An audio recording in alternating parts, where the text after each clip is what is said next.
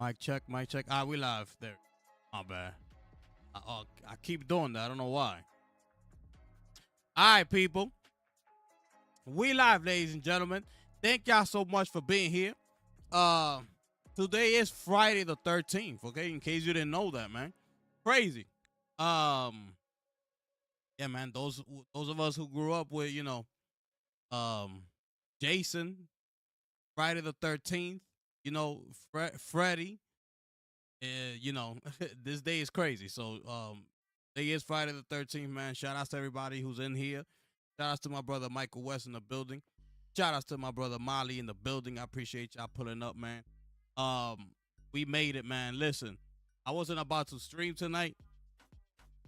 Got here pretty tired. A lot of things went on this morning, and I got home, man. I showered, I ate. I'm like, dang. Got a lot of things to say, but dang, kind of tired. But listen, man, we made it. People don't understand what I'm saying. So appreciate everybody pulling up. It's Friday evening, man. Hope everybody had a terrific Friday. Hopefully I could bring some sort of entertainment here today. All right, so let's give it a couple minutes before we dive into the topics. Say what's up. Let everybody come in here, say what's up. Albert's in the building. What's going on, my brother? Appreciate you pulling up. I can tell you're going to have some hot takes gifted. You already know how I do. You know how I do. But you was wrong again about day and day. I'm not wrong. I didn't say it was gonna happen right away. That's not gonna happen right away.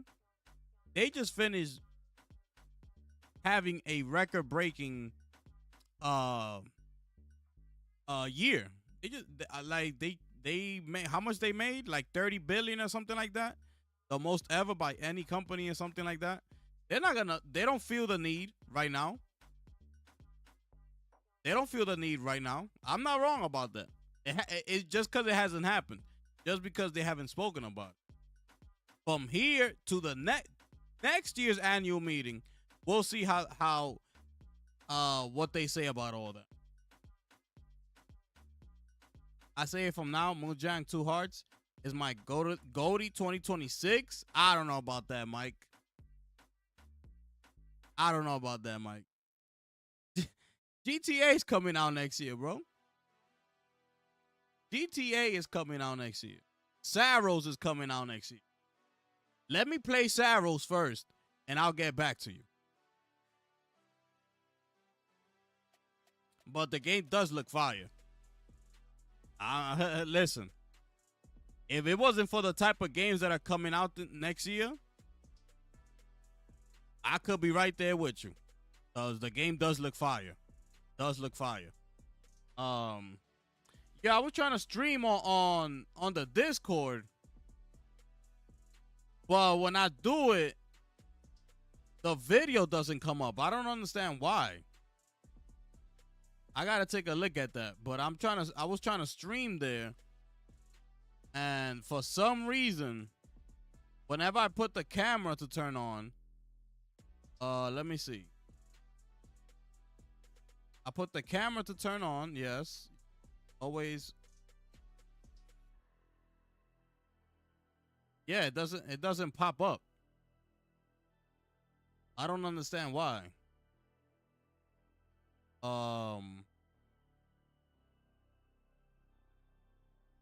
What is this?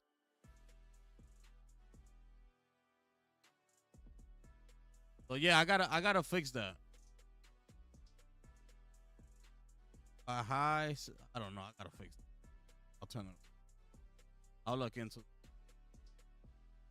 All right. Gonna give it a couple more minutes. We're gonna dive into it. But yeah, Mike, I understand what you're saying. I understand what you mean by saying that game is gonna be game of the year. It looks fire.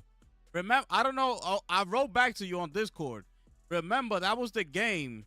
We looked at that alpha footage. Remember? We looked at it. That it was like grayish, and we were somewhat saying like, oh, but why the takedowns look like that? It kind of looks like The Last of Us. Remember we was talking about that? They kind of got that cover like The Last of Us, but the game looked like the alpha was looking good. That's that game right there, bro. So we've been seeing that. At least the alpha footage. But yeah, that game does look fire, bro. That game does look fire. Shout outs to everybody in the building. Make sure y'all smash the like buttons. Y'all come on in, subscribe to the channel, share out the stream. We offer memberships. That is pinned at the top of the chat, ladies and gentlemen. Make sure you go ahead and click that and see what we got to offer over. My goodness. You understand what I'm saying? These are facts, ladies and gentlemen. The facts. We in here.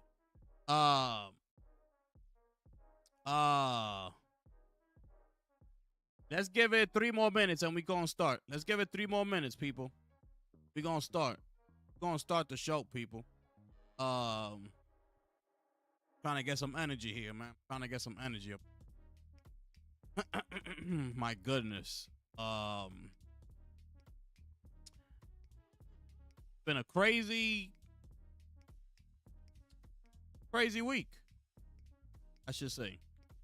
Going all the way back to, State of Play, Summer Game Fest, everything like that. Kind of crazy, man. Kind of crazy. My goodness.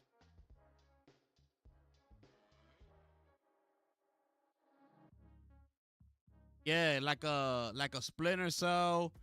Um, yeah, it's between those lines. It looks really good. I'm getting that day one. I'm getting that day one. So it don't really matter. The game look fire. Then these are facts, ladies and gentlemen. These are facts. What's going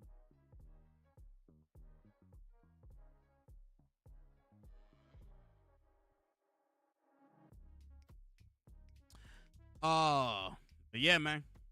Hope everybody good out there. Let me see. I tried out Tony Hawk's demo, Tony Hawk Pro Skater. That was good.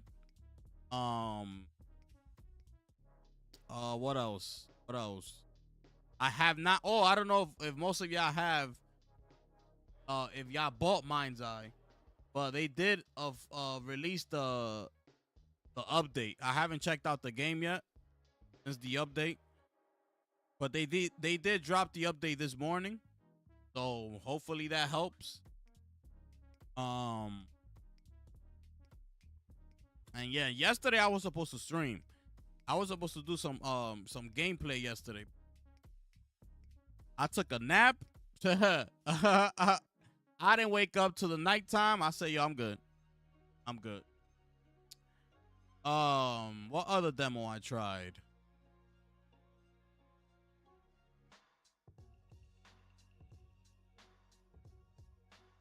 I tried Morbid Metal. I tried that demo. It's okay. It's like it's okay. It's a demo, so I'm not gonna go too hard on it, but it was okay. Would I buy it? No, I will not buy it. But it's okay.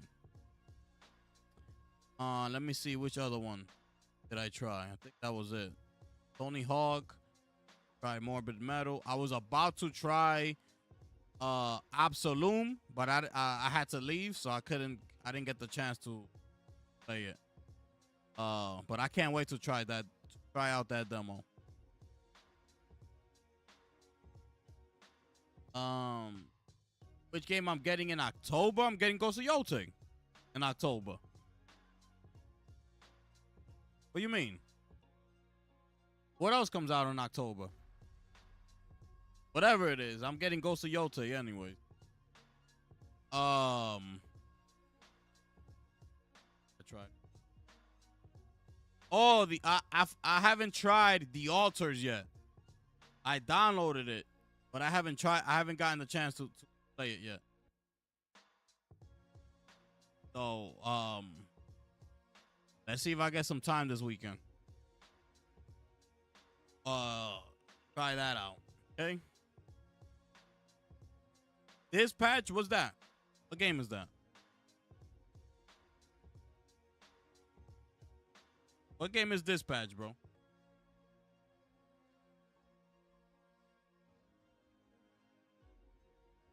Hold on, let me. There's a bunch of games coming in October.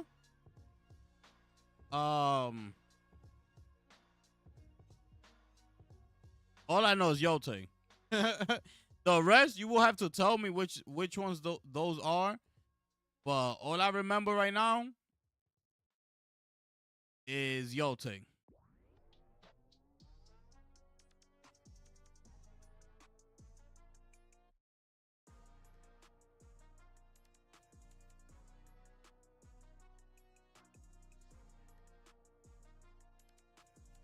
Bang.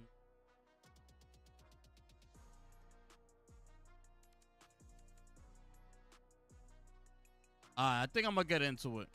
I think I'm gonna start getting into it. Let me get my phone. I'm gonna get into it. Let me get my phone.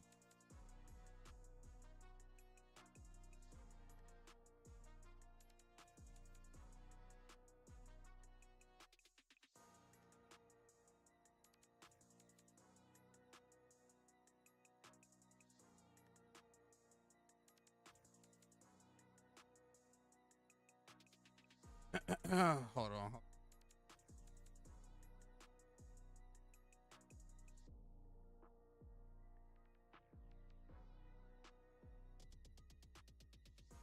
Everything sound good? Everything looking good?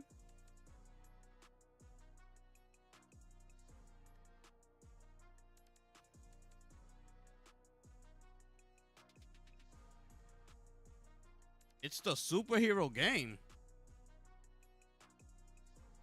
The superhero game. This pack?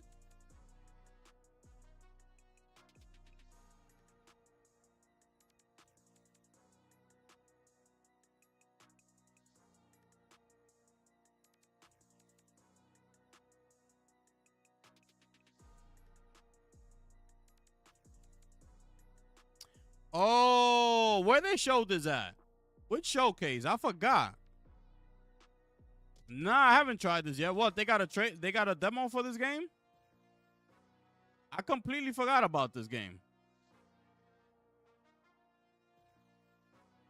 I completely forgot about it. Let me see if they have a demo for it.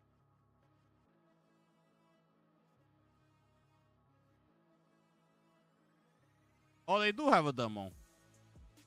Oh, okay. I'll download it. I'll download it and try it out later. I forgot about that game. Yeah. I just got it. Yeah. I got it. All right. So, damn, I think. All right. So, welcome in, ladies and gentlemen. Make sure you smash the like button, subscribe to the channel if it's your first time here. Share out the stream as well. Thank y'all so much for being here. We about to start the show. Make sure y'all click on that link that's pinned at the top of the chat. That gives you access to become a member and an official sponsor of the channel. Ladies and gentlemen, thank y'all so much for being here. And without further ado, ladies and gentlemen, let's get the show on the road, people. So, here we are over on videogamer.com. Here we are. Okay? Now, a lot of things.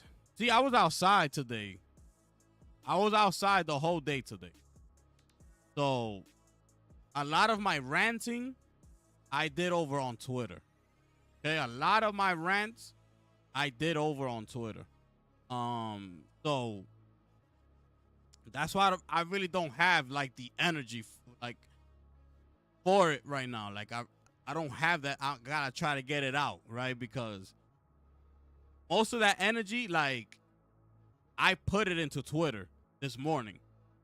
You know, as I was getting all these thoughts, I was just writing them down, like throwing them.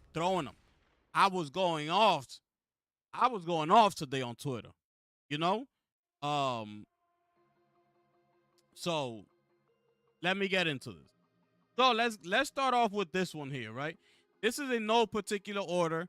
I just listen, I just pulled up these articles here, as much information as possible as far as what happened today with Sony and that meeting.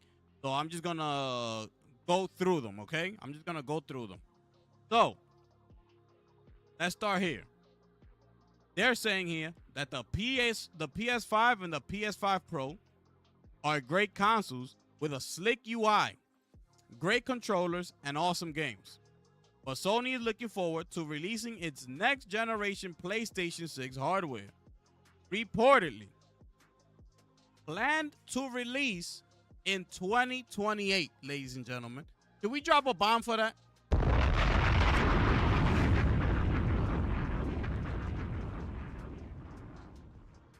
Should I start here or should I keep on reading? Should I start right here? I could already stop the damn article right here. I could stop already. Right here. I could start. I don't even need to read anymore. The audacity of these people to even put in question or even put the thought that we will somehow be getting a new console in 2028 is absolutely disgusting. When these people have given us almost close to nothing this generation as far as their first party titles go. And we already thinking ahead. The majority of PS5 owners will tell you that they're not ready to move on to a PlayStation 6 because they haven't even gotten their money's worth with the PlayStation 5. You could ask a lot of PlayStation owners and they'll all tell you the same thing. They're gonna, if you ask them, you know what they're gonna start mentioning to you? Third-party games. Because they can't name you first-party games. 2028. The other report said 2027. I don't know what to believe at this point. But whatever. Let me keep on reading. Absolutely disgusting. 8 years after the PS5's launch, the PS6 should offer a significant boost in power with more hardware dedicated to ray tracing and machine learning upscaling. In a recent business call about the future of PlayStation, thanks to VGC, Sony Interactive Entertainment CEO, none other than Hideaki Nishino, explained that the development of the PlayStation 6 hardware is top of mind for the company. Did I drop the bomb for Hideaki Nishino? Did I drop a bomb for this man? Let me drop a bomb.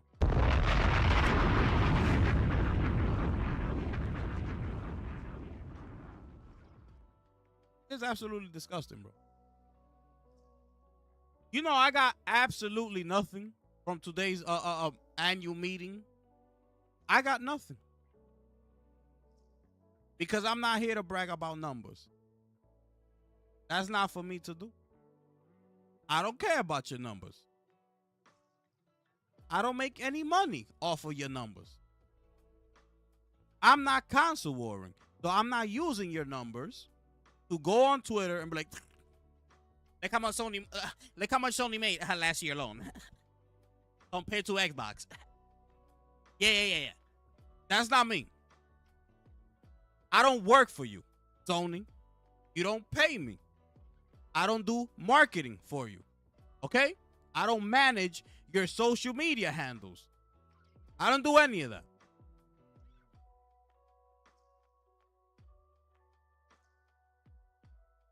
In the business call, Nishino explained that cloud gaming options have proven successful for PlayStation over the past few years. However, the CEO revealed that the high cost per playtime remains a challenge for the company. Nishino explained that even with the popularity of cloud options, playing on local hardware is still significantly more popular. Our belief is that the majority of players continue to want the experience gaming through local execution without dependency on network conditions, the CEO said. And PS5 and PS5 Pro have validated this thesis, I believe. No, every dedicated hardware proves that thesis. Okay? Every dedicated hardware does that. Don't think that because Microsoft, all that comes out of Microsoft's mouth is cloud gaming, that all of a sudden you think everybody wants to do that. Not even Xbox gamers want to do that. So it's not just the PS5 that is proving that. It's every piece of hardware. People need they need something. People are not ready to move on from a dedicated hardware to start cloud gaming.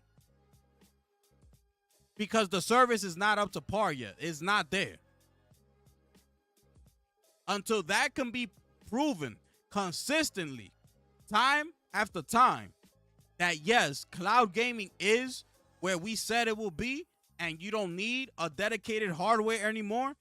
You could, the same way you was gaming on that PlayStation, on that Xbox, on that PC, you're gonna get the same results in cloud. Until that happens, yes, So that is nothing new to me. That answer right there, that's not new to nobody. Everybody knows this already. Let me move on. Unfortunately, the Sony CEO didn't go into specifics regarding plans for the next gen hardware. However, it's known that the consoles will need to include more powerful ray tracing, specific hardware, and machine learning components to keep up with the rapidly advancing PC hardware. Quote, while we cannot share further details at this stage, the future of the platform is top of mind. We are committed to exploring a new and enhanced way for players to engage with our content and services. Of course, you cannot share any future details. Of course. Y'all never could. Y'all never could. What the hell? What's going on here?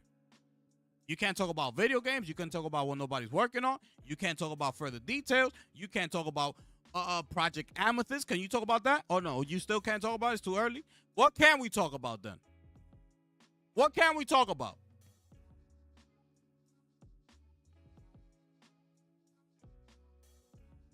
The PlayStation 6 will feature hardware designed by AMD following the PS4 and PS5 generations. This would include backward. I don't care about that. While original PlayStation PS2 are also native playable video, I don't care about that either. I'm moving on from this article. Right? Because these people, they're getting on my damn nerve. Let me read you this little part right here. Okay? Let me read you something here. Now, this is also in there. Okay? Read you right here. This is okay. So this is moving on. I told you I don't have everything in order. I just got everything like all over the place. So I'm going through the interview in different stages because I didn't get the time to put everything into place. Like, oh, let me go from here. Like, no, I didn't get the time to do none of that. But let me read you this. We closely monitor the overall gaming industry, including the action of other market participants. Additionally, a catalyst in the market is great for the industry as a whole.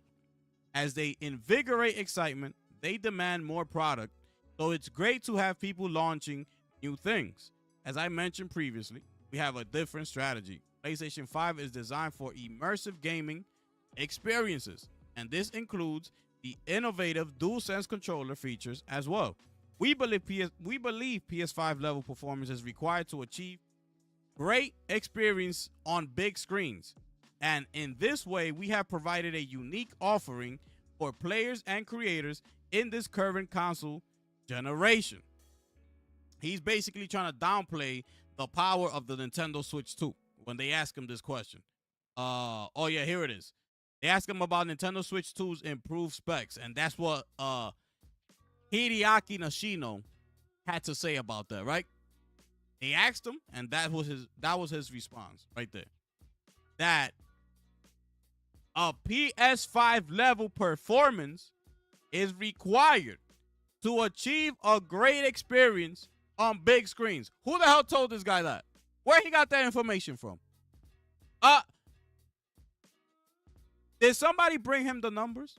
That Nintendo just finished selling close to 4 million Switch 2s in 4 days? Somebody told him that or no? The hell is this guy talking about? What's he talking about? Who gave him that information? I want to know.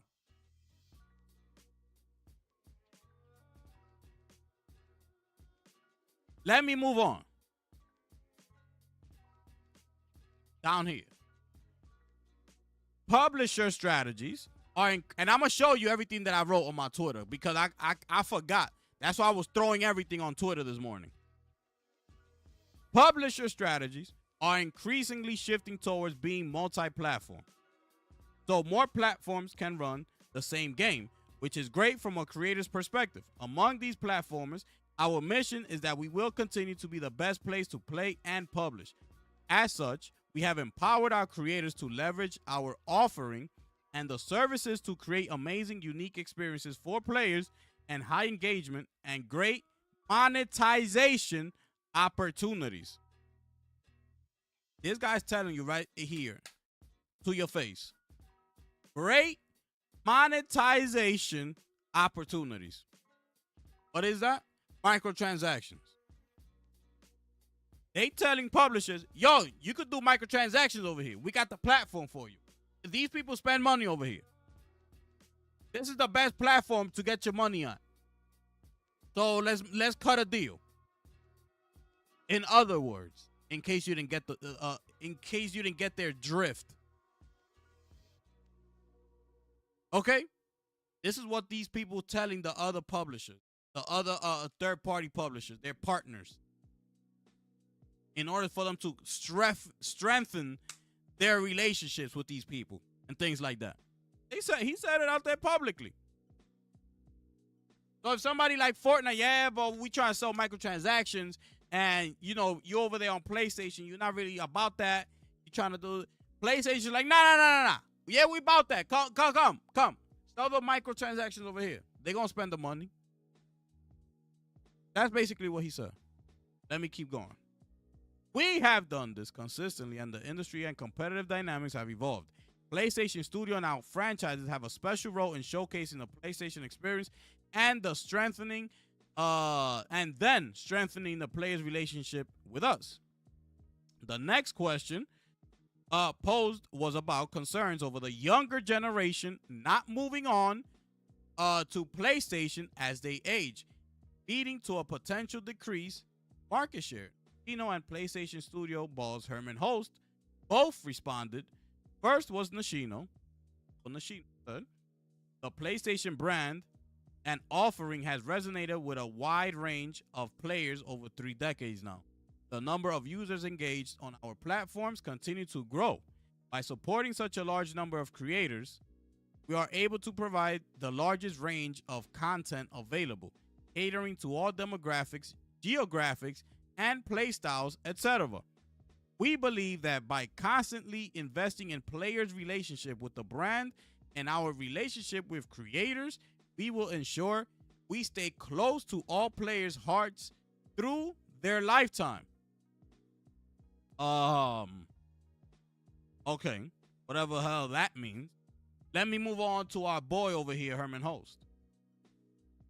On the first-party content side, we're also searching to a greater range of audiences more directly.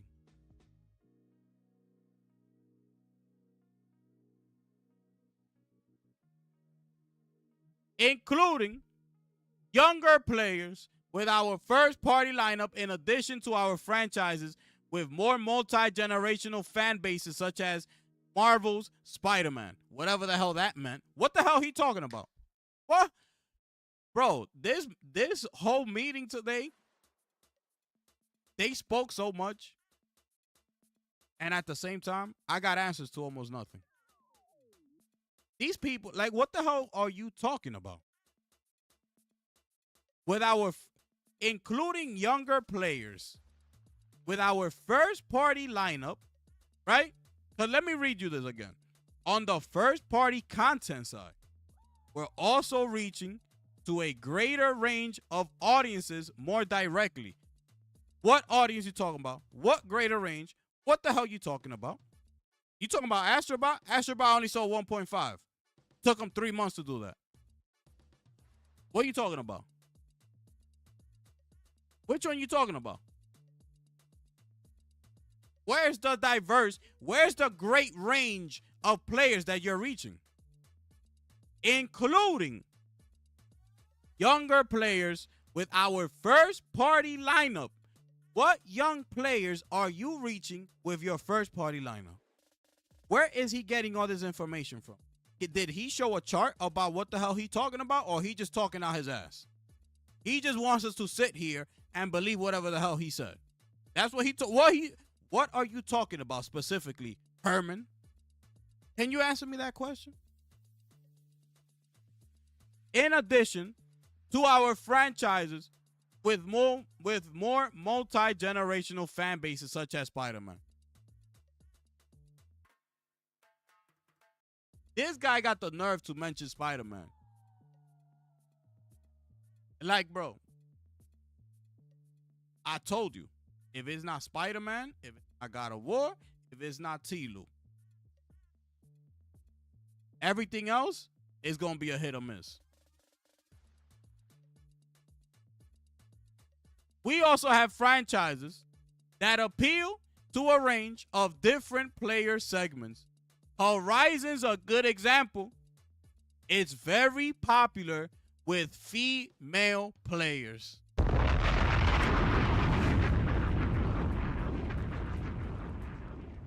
Finish him. Does somebody tell me here, where did Herman Host feel the need to come in here and talk to you about Horizon being very popular with female players? What in the world is this man talking about? Why he had to attach Horizon to the female player base? Astrobot has been a hit with children and adults alike. Where? I don't see that happening. What are we talking about? It took 3 months for Astrobot to hit 1.5. What are we talking about?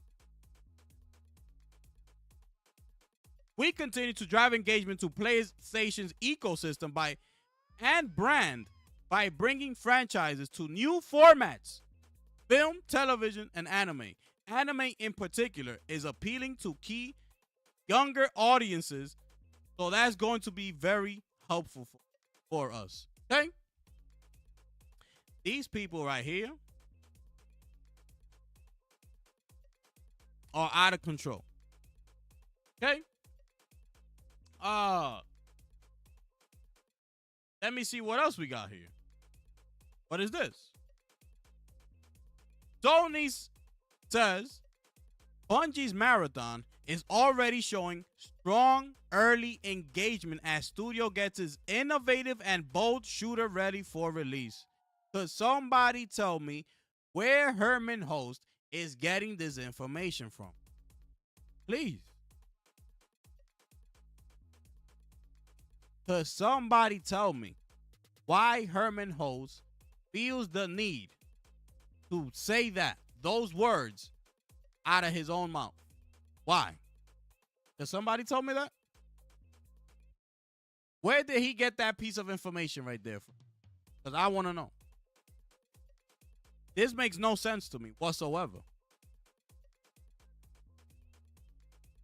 This was the man that was going all in on Concord. He comes out now. Mind you,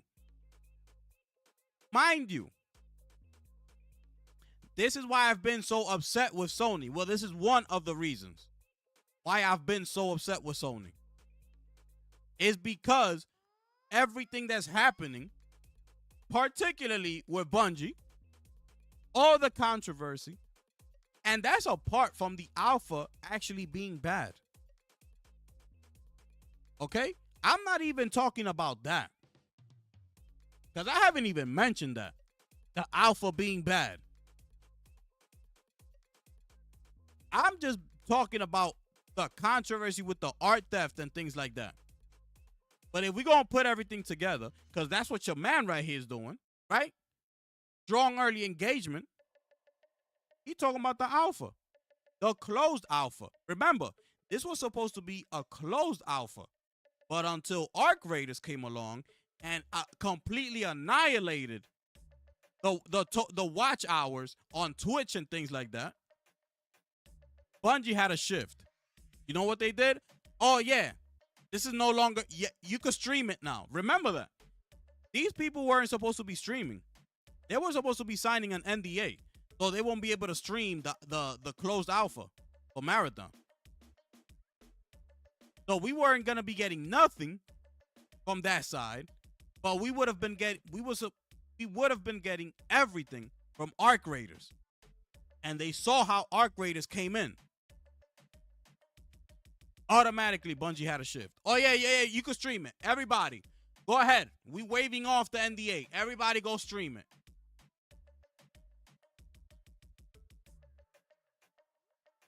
I'm telling you, when you make moves When you let your voices be heard, things happen. Things will happen when you let your voices be heard.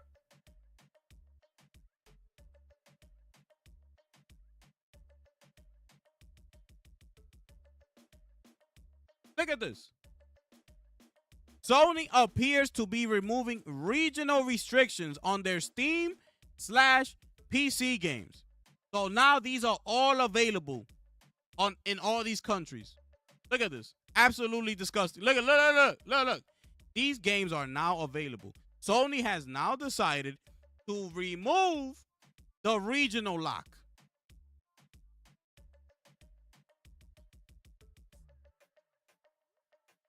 Why all of a sudden? Why the sudden change? Why? Is it because of Stellar Blade? Because it came in here and was a smash? Everybody's enjoying it? Is it because of that? I don't know. But these are the things. Sony thought that they were so big that they went over to the PC side thinking they were going to strong arm the Steam market. That with Helldivers 2 picking up Steam the way it did, they thought that everybody was just going to bow to them and say, oh yeah, Sony, we'll make an account for you. We love Helldivers 2. We're going to do it. Don't worry. That's what they thought. Next thing you know, it doesn't happen. Next thing you know, bad reviews. They review bombed the game. Next thing you know, these people come out with a statement. Oh, we're going to work on it. Oh, now you're going to work on it. Remember that whole controversy? They got the bag first. That's what they did. People were mad because it wasn't like that the first 3 months.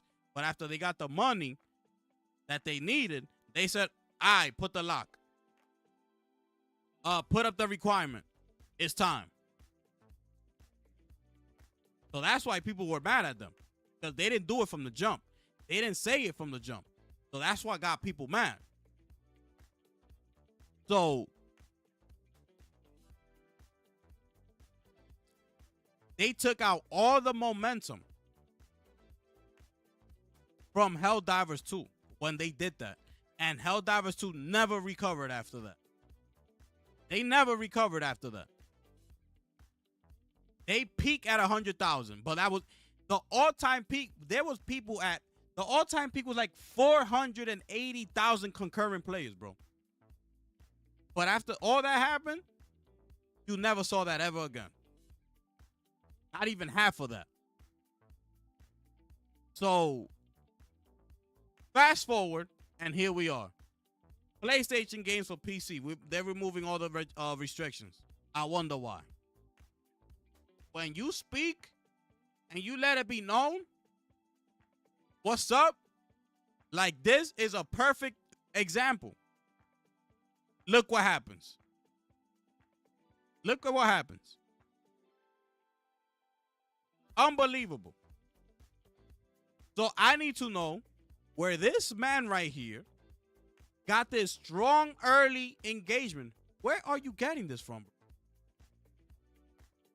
I haven't seen one person coming out here talking about, yo, marathon? Yeah, that's that shit. You're like, yeah, get ready. Where have you heard that from? Not even the sponsors that they've paid have come out here and said all that. They're like, all they say is, yo, it got potential. You know, I could see it. Like, if they start, that's what you hear. But you don't hear, yo, I can't wait for September 23rd. We in there. Get ready. Yeah, we in there. I don't hear none of that. I hear that for Arc Raiders.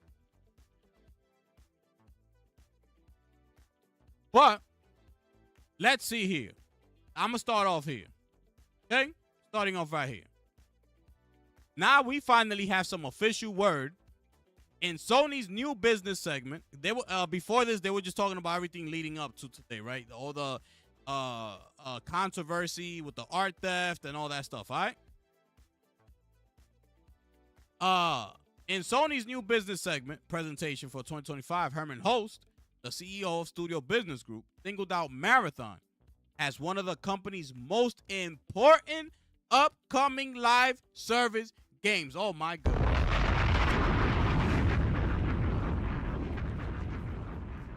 Finish him. This guy is out of control. Let me get through this. Where am I? Okay. He called it an innovative and bold take on the extraction shooter game. Oh my goodness. Making it clear, Sony still sees a lot of potential in the project. Sony is seeing strong early engagement for Marathon. This comes directly from the new presentation slides and the segment itself, where Sony shows Marathon right along hits like Helldivers 2 as a major focus for its 2025, for its fiscal year 2025. And if you just want to look at that slide, the one they're talking about,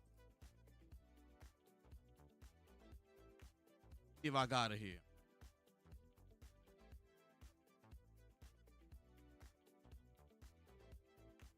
This is the slide they talking about. Okay? Fiscal year 25, they got Marathon. Upcoming fair games. That's what they got. All right? That's what he's talking about. Okay? Shout out Zuby.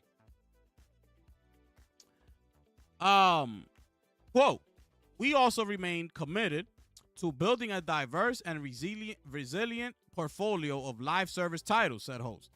MLB The Show, Destiny 2, and Helldivers 2 have established enduring player communities and provide a strong base for our ambition category.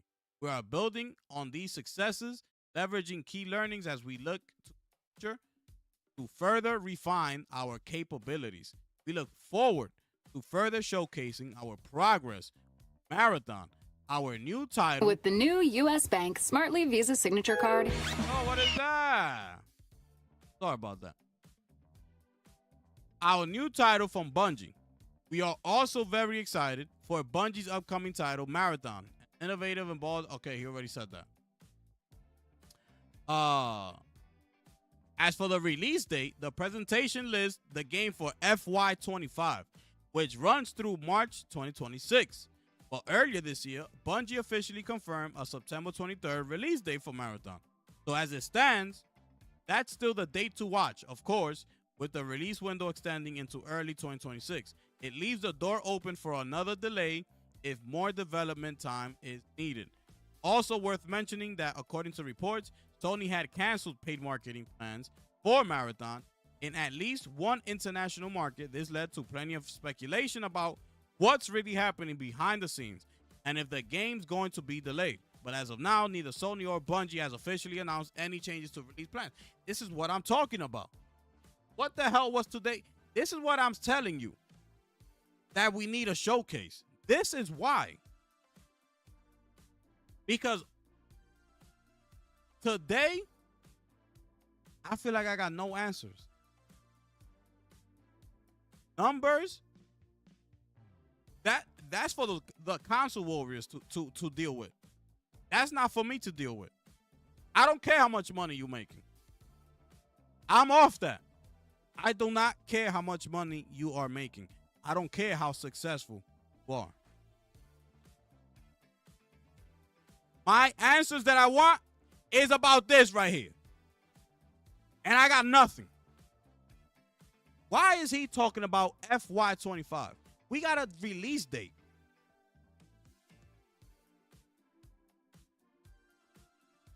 That's it for this article. The fact that nobody asked him, mind you, before I forget, this was not live. This was a pre-recorded interview. So there were no live questions. Meaning what? They was prepped. They could cut, action,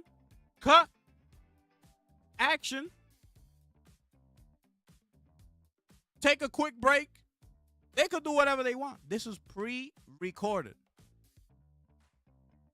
Who knows what the hell was happening? It wasn't live.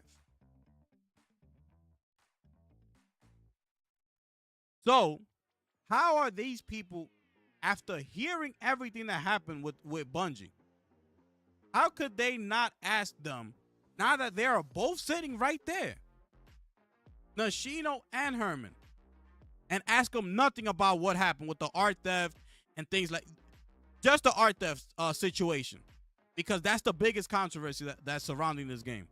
That's besides the game actually being trash and all that. Nobody's gonna ask these people what's going on with Bungie. And by the way, all of a sudden, Sony is now including Bungie games within their strategy. When they bought them, they never even spoke about Bungie. They treated Bungie like the child that they don't care about. Like, yeah, you over there. We don't care about you. Like the forgotten child. This whole time. Since they got them. Since they bought them. Bungie's been in their own world this whole time. Now, all of a sudden, they want to include them in their business meeting. Why the hell was that happening? The last time I checked, they had put Bungie like a subsidiary. They had put Bungie like a subsidiary. All of a sudden, now they're including Bungie in their plans. Right? But nobody's asking them about what's happening within that company. The art theft situation. Are they gonna pay that girl? What was happening? The recent report that we got a new creative director working on Marathon. I don't know if you heard about that. They recently appointed a new creative director. And nobody's gonna ask what the hell's going on? But let me guess, they forgot. And it's whatever. Because they making money. Did you see the numbers though? I don't care about the numbers. I don't work for this company. I could care less. Are they giving me some? Are they sending me a check? I could care less. I want to know about Bungie. I would know about the art theft. Okay? Sorry, hold on. Are we good? Okay? Let me see what I wrote. Because I said a lot of things. Okay? Okay. What I said here.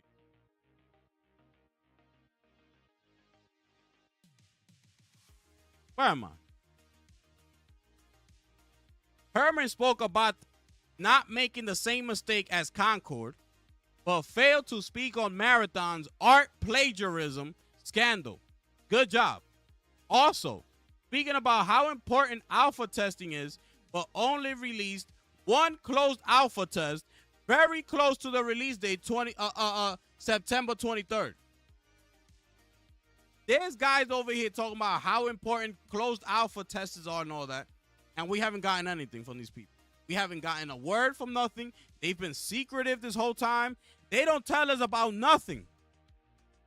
And now you want to come out in an annual meeting because now you're in front of a camera, and now you want to say how important a closed alpha, that y'all have gotten very good feedback from where? Who fed this man this lie? It's disgusting, bro. The fact that this was a pre-recorded interview is disgusting.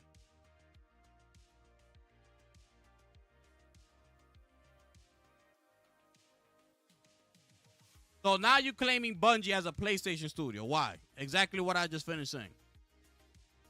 Why are these people all of a sudden claiming Bungie? Because they want to include it in the budget. They want to include it in the amount of money that they made. People concerned about companies making money over and the other, instead on focusing on getting answers of the games releasing. All the controversy happening within the company, Bungie, Haven, etc. PC strategy. How do they look at how long each title before they release on PC? Is it a game-by-game basis, or do you have one specific time frame? Did we get answers to all this? All we got was, we're going to continue to look at, we're going to go, bro, calm down. Ask the question. Direct questioning is what you need to be doing. Okay? Questions that they can't run around it like Sarah Bond does. Sarah Bond is a G at that. I don't think anybody's better than Sarah Bond when it comes to running around the question. She's like number one. You could ask her, yo, what color is that? Black or is it white? She'll be like, if she wants to, well, I'm trying to redefine what the color black is, because if you put a little bit of white in it, it's like, bro, I didn't ask you all that. Is it black or is it white? That's all I'm asking. What color do you see right there? So why aren't these people asking them about the PC strategy? Did they ask them about Lost Soul Aside? That's going to be coming day and day on PC? No. Did they ask them about that? No. What I got is that everything is going day and day on PC except those for now, those PlayStation first-party studios. Right? But anyways, they didn't ask them the question.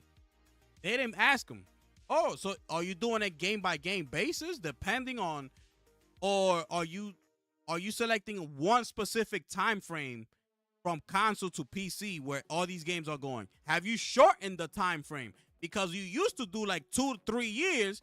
We're noticing that you keep shortening the time. Then you went to 18 months. Now, with these recent games like Stellar Blade, you've released them within a year.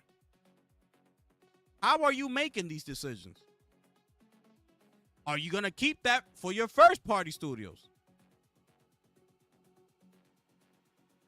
What number do they see for each of these first-party titles in order to call it a success?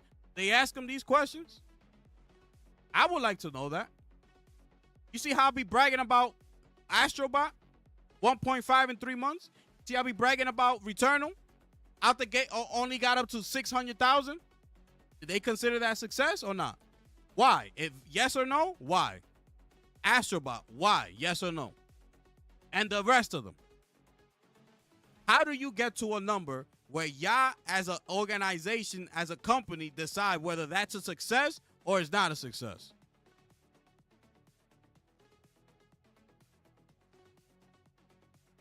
Where are these studios at?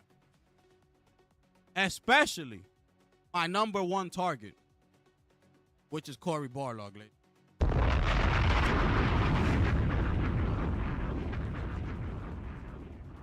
See this man right here? This is my number one target right here. Where the hell is this man at?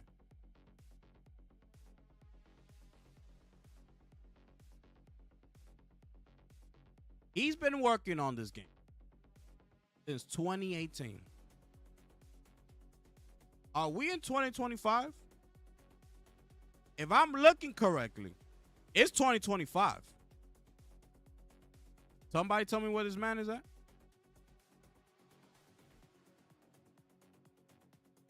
If I'm doing my calculations correctly, is that 7 years? Or is it not? Where the hell is this man at right here? Can somebody answer me that question? Can they ask Herman that question?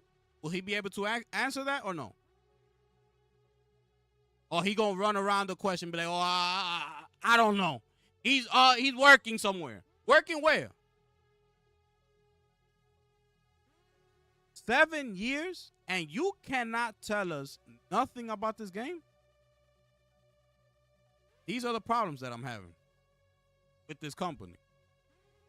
The fact that your man right here could get away with that.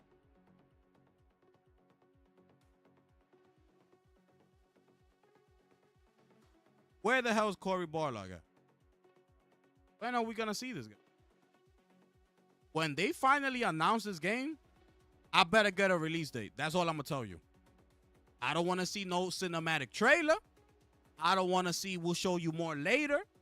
I don't want to hear none of that. If you've been so quiet this whole time, it's now been 7 years. You haven't shown nothing. You haven't said nothing. The time that you come out, it better not be a cinematic trailer. I'm going to get on that ass. You better come out with a gameplay trailer and a release date. You want to be out the game for 7 years without showing your face? You better come in here with a gameplay trailer and a release date. No release window, a release date. Because by the time you show the game, we might be 8 years into development and you still haven't showed us nothing. What type of game are you making that's taking 8 years? Without you showing us absolutely nothing or even talking about it. You can't do a little deep dive? A little 10, 12-minute little deep dive? Let me show you real quick what we working on. You can't do nothing? The fact that this company allows that to happen and just completely disappear and nobody's asking for this man, absolutely disgusting. I don't want to hear it.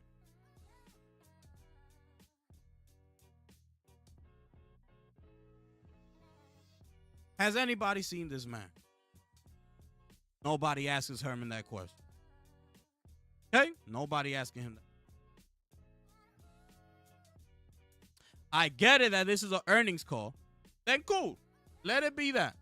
Right? Showing numbers, showing all this and that and the third, how good y'all doing. I got it. But this is why we need a showcase. So we can focus in on the things that matter. So we can ask those questions. So we can know about Cory Barlog. That's why we need a showcase.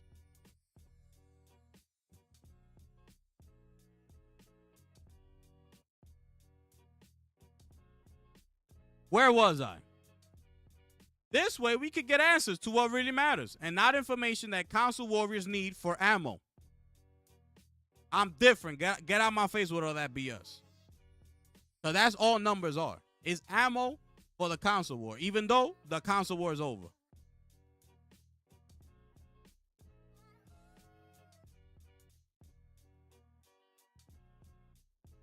And by the way, has your favorite YouTuber gotten the Switch 2 yet? After trying to destroy it by console warring, or not yet? Or are they waiting for a specific game to release to get it? If they haven't gotten it, it's only a matter of time until.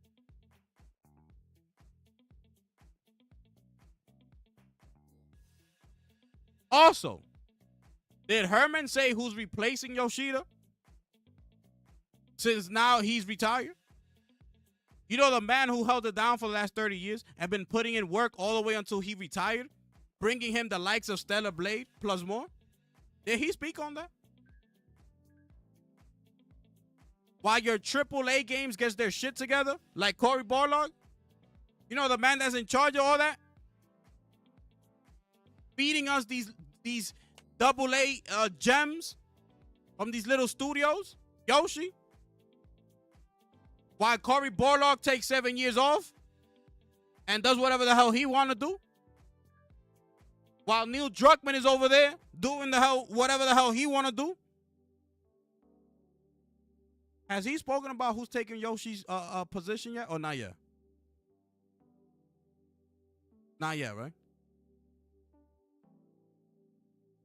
Also, why was this year's annual meeting pre-recorded and not taking any live questions? Somebody ask him that. Also, did our boy Herman speak on the results of the PS5 Pro in his pre-recorded annual meeting or not? Have they been impressed by the results so far? Did he give Mark Cerny his flowers for carrying them this entire time? Or he's saving that for Cerny's retirement? At what point?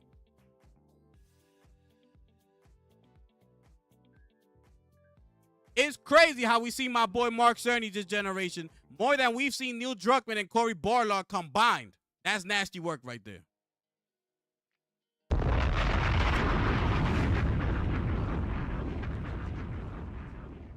Finish him. We seen my boy Mark Cerny more than we've seen Corey and Neil. The only time we see Neil is doing HBO's interviews. You know what I just noticed?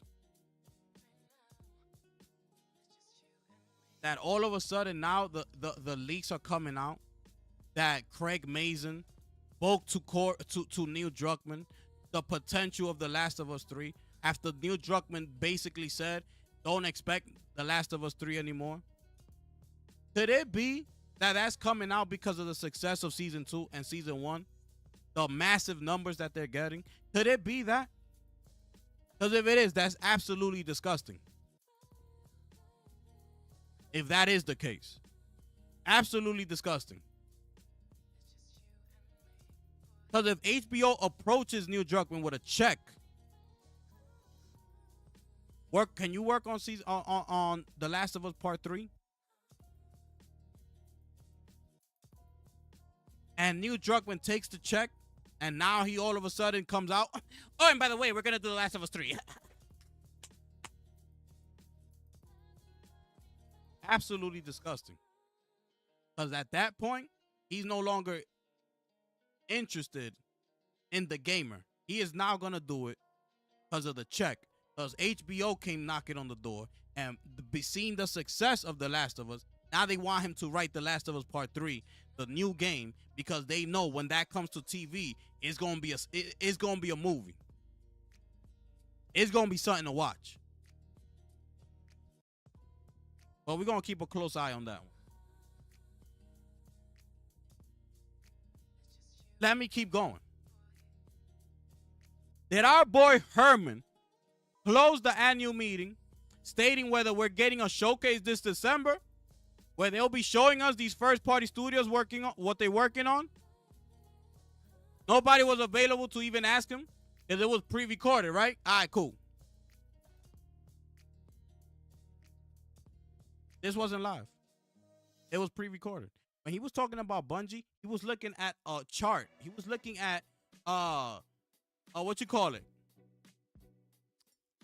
A whiteboard with his notes. If I find that clip, I'm gonna put it up here. So you know when you go into pre-recorded things, you can tell the person asking you questions, yo, don't ask me about Marathon's art theft. You know you could do that? Or you didn't know that? Or that's new to you? Why you think a lot of people choose certain networks to go do interviews for? Because they know they could control the person that's interviewing them. If you cool with an interviewer, you could tell that person, yo, can you not ask me about this? Because I really don't want to talk about it. I don't want to highlight that, right? I'll be like, cool. I won't ask you. You know you could do that, right? This happened to be pre-recorded. The guy don't ask him about art theft Marathon. Could they have told him, yo, we don't want no questions about that. We're here to talk about this. We don't want none. We handling that certain different time. Absolutely disgusting. That the fact that this wasn't live. Where people could raise their hand and ask a question. I want to, yo, real quick. Yo, where Corey at?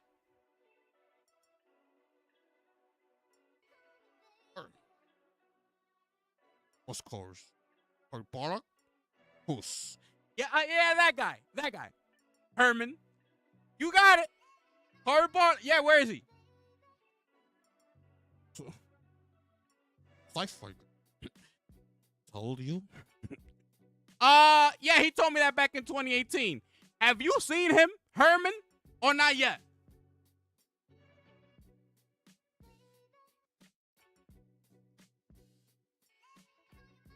Let me keep going. Did somebody ask Herman why he let Arrowhead walk out the door, being that they made them the only live service game making them money? Being that that is one of their main focus. Or they couldn't ask him that because it was pre-recorded, right? Nobody gonna ask him that either? He over here bigging up Helldivers 2. Did he forget to mention that Arrowhead is doing their own thing now? Did he forget to mention that Tencent bought up Arrowhead? They now have control of them? Did he mention that or he didn't mention that? You think they just going to hand over Helldivers 3 to another company and they just going to do what Arrowhead did? Absolutely not. It don't work like that.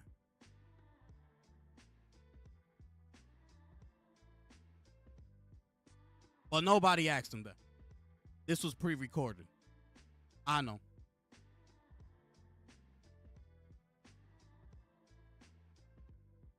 Did somebody ask Herman why Jade Raymond finally decided to leave the studio that they co-founded with her? Oh, that wasn't in today's agenda. Is this not part of the call? Or what are we talking about here? Because if you telling me that all these questions that I have for him are not for today's earnings call, then what the hell we here for? What we here for? I don't care about what you're talking about money-wise. I could care less. But since this is the only time we get to see you, this is the only time we get to actually hear you speak, because you don't do that. And the time that we actually get you here, the whole thing is pre-recorded. So we can't even get live questions up in there.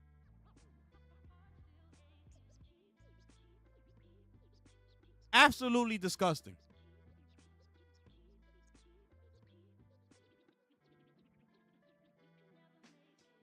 We're going to see how confident these console warriors get once the living legend Mark Cerny retires. Oh, we're going to see. My boy Cerny's in the lab doing the Lord's work while Herman is out here reporting numbers like he's doing anything special. Not even mentioning how incredible the hardware has been.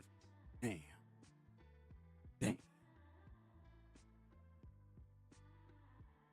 So nobody has a problem with PlayStation looking to increase the PlayStation Plus subscription, but they got a problem with Xbox doing.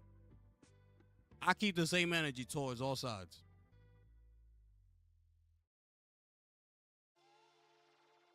Well, y'all didn't know? Wait. Oh, what, you didn't know? Let me go to this article here. Quote, subscribers are increasingly choosing our premium and extra tiers, which now represent approximately 38% of total subscribers. That was Hideaki Nishino. This was supported with a chart showing that while 17% of PS Plus subscribers were on the premium tier and 13% were on the extra FY 2022, this had increased to 22% and 16% respectively by FY 2024. In a fireside chat video released alongside the presentation, Nishino explained the situation, further addressing the topic of increased PlayStation Plus subscription fees. Quote, PlayStation Plus is highly valued by our players and continue to drive engagement. We're already seeing a trend toward the option of higher tiers within our service, as evidenced by the subscriber mix we achieved in FY24, where approximately 38% of players are now subscribed to PlayStation Plus Premium or Extra tiers. This is even after the global price increases we implemented in FY23 and more recently the local price increase in selected countries to improve our pricing strategy across certain market clusters and also to account for foreign exchange movements. These price increases were partly a result of increasing value we bring to the players through the quality and diversity of content we continue to add, as well as investment in the features to improve the service further, such as player personalization and enhanced content discovery. The PlayStation Plus service offers great value for our players, and we will continue to add more value and adjust our pricing strategy in a dynamic way to maximize profitability.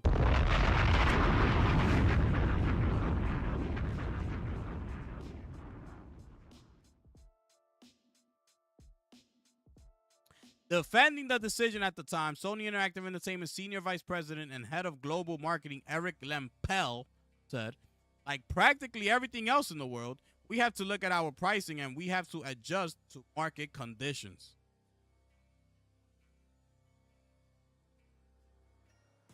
There is PlayStation talking about increasing their PlayStation Plus subscription. But it's all good.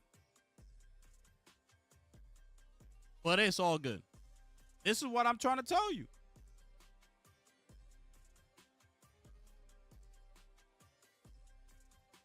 Nobody talking about this.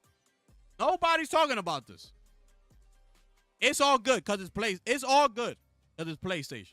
Nobody talking about it. Everybody's talking about Xbox increasing their subscription service.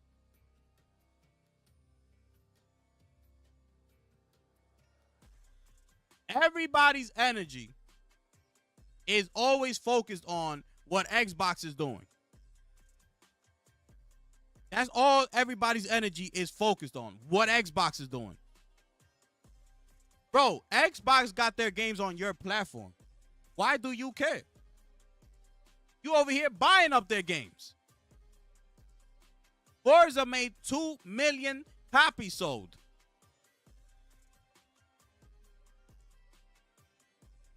$2 million copies in a month. Return only made 500,000.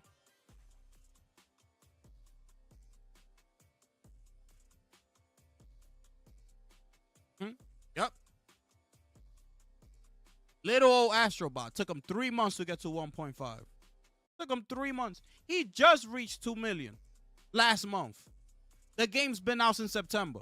He just reached little old Astrobot, basically coming in here and destroying the competition. He just reached, my goodness, the audacity of the.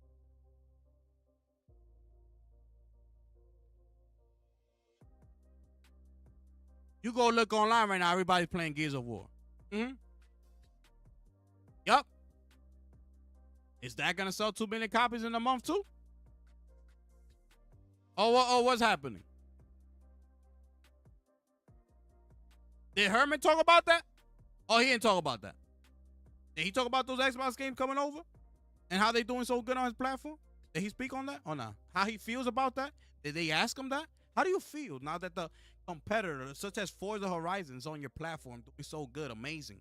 How do you feel about that? Did they ask him that? I would like to hear out of Herman's mouth what he thought, what he thinks about that. Nobody asked him that? Cool. Right?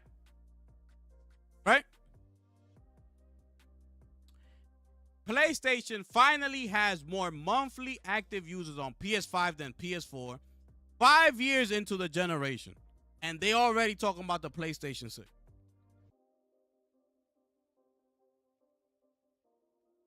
Did anybody ask our boy Herman how he feels about that? Did somebody ask Herman how he feels about gamers who feel they haven't gotten anything from first-party studios this generation? Did anybody ask him about that? Anybody ask this man about that or not yet? Or they didn't get a chance to because it was pre-recorded. They weren't taking any live questions. It's pre-recorded. Nobody could raise their hand in the room. They don't got no Zoom meeting where somebody could click a button and ask them questions through Zoom or something. Nothing. Nothing at all.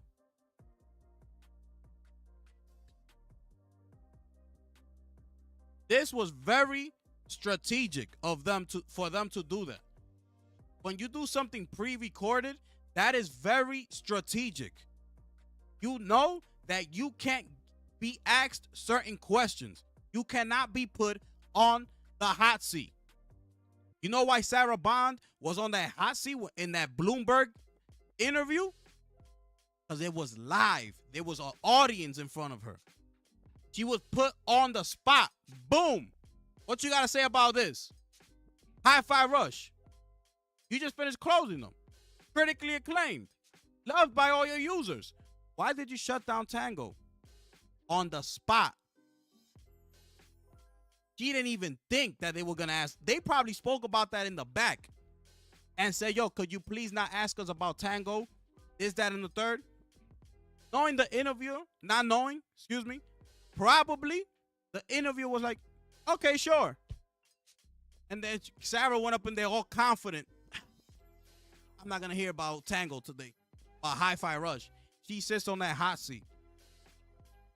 And the minute that interviewer gets the chance, one of the things that I've heard is that Tango blah, blah, blah automatically put Sarah Bond on that hot seat. That's what live does, okay? When you in front of a live audience, in front of a live where people can ask you questions,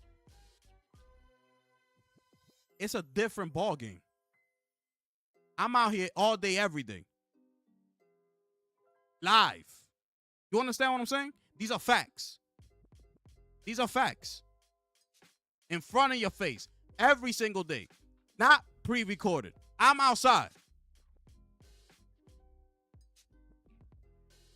Absolutely disgusting.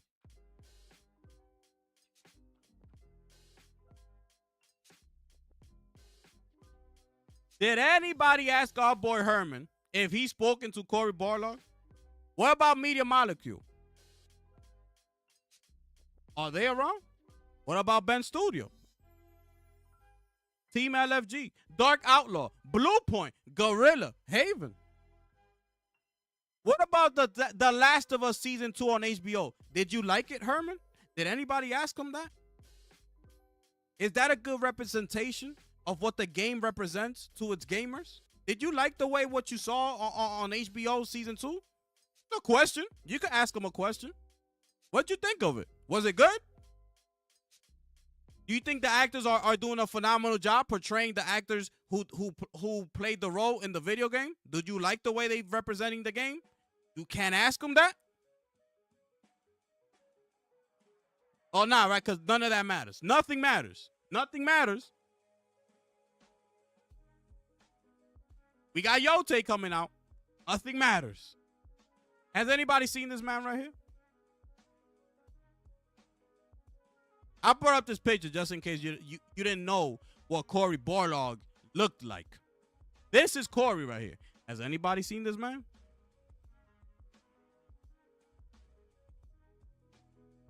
I'm on your ass until the game comes out. Until you come out and speak. If you don't know, he's been working on the game since 2018 and it's now 2025. Still no word. If you see him, can you ask him when we could expect this new sci-fi game that he's been working on?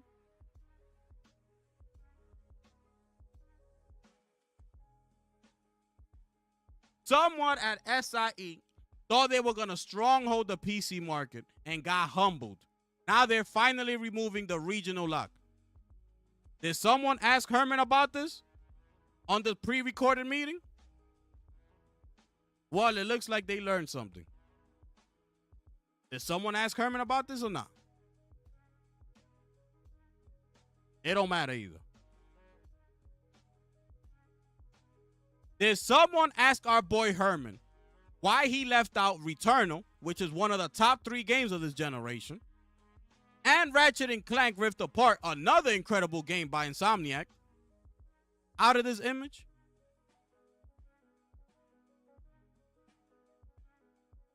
Did someone ask him that? Or no? Or that don't matter, right?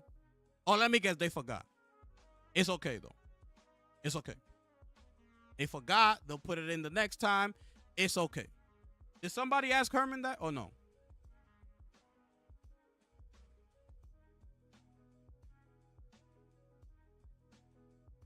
Absolutely disgusting. None of this matters. I know. I know. It don't matter. I know.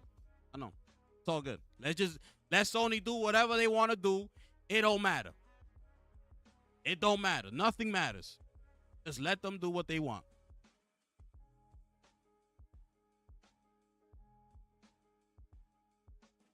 Xbox is now increasing their Game Pass subscription.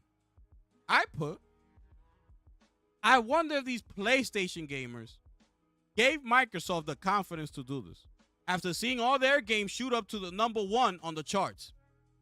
Forza selling 2 million copies in a month. Now let's see how Gears Reloaded does. Maybe they say, well, it looks like we're going to do just fine over on PlayStation. You know where all those Xbox are living at now? Yeah, they'll buy the game. Don't worry about it. They'll buy it. They'll buy it. You know they will. You know they will.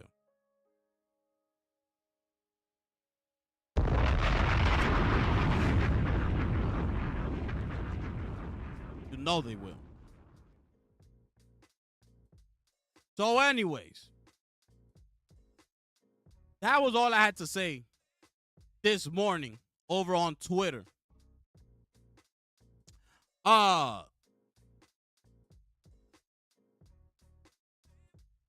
Like I said, pay attention. Okay? Pay attention. Because it's so funny. Like, the funniest thing is that a lot of these pro PlayStation people now, right, claiming that's what they are, came from Xbox. And it's just the funniest thing in the world. All these people are concerned about is the downfall of Microsoft. And shout out to Jack Move Johnny. I saw that on his Twitter today and I commented on. So I'm actually not directly quoting him, but he was saying something within those lines, which is a great point. So now they see you criticizing, even though I've never owned the original Xbox, the 360, the Xbox One, even though I don't come from that. So Xbox didn't hurt me. My heart is complete. Okay? I don't have broken pieces that I came from the 360 and I want to repair it and I want them to come back to the glory days and I want Phil Spencer to focus on the net. I don't come from that. They didn't break my heart. I've been chilling this whole time. I'm good. So I don't got nothing against Xbox and whatever the hell they do. I really don't care. I never cared. That's the difference. Y'all care because y'all got heartbroken. That's the difference. So now everybody want to get on Xbox's ass. Don't even talk about PlayStation. All they want, the downfall. Look at what they're doing. Look at what they're doing. Hilarious. Look at this. Look at this.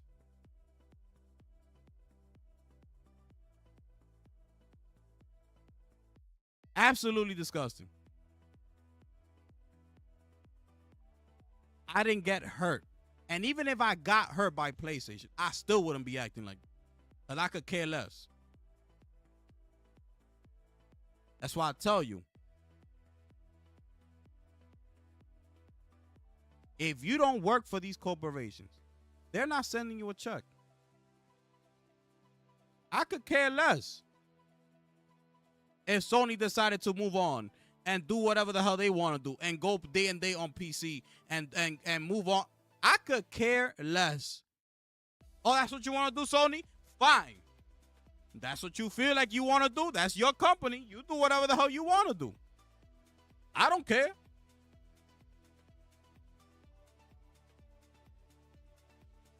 But you see, Sony treated its customers, its consumers, just that, consumers. Buy the product. The thing was that Microsoft tried to create this community, and everybody jumped on board. And now, fast forward, seeing where Microsoft is now they feel they're heartbroken.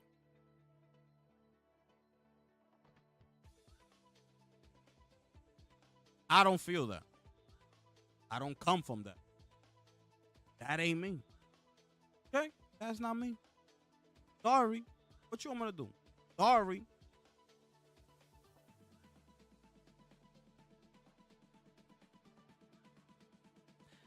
That was my rant this morning on Twitter. Okay?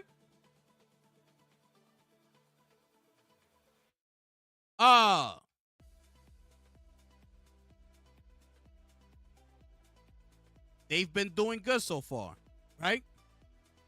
That don't mean that things don't change year to year. If these games don't start selling, if they feel like something like Stellar Blade doing what it's doing, we don't know the numbers yet, whatever, it just dropped. But if they feel like they can make more money because, let's say, Death Stranding comes out. Death Stranding is not making the money it's supposed to be making. Selling the copies it's supposed to be selling. And the list goes on and on. What's to stop them from going day and day on PC?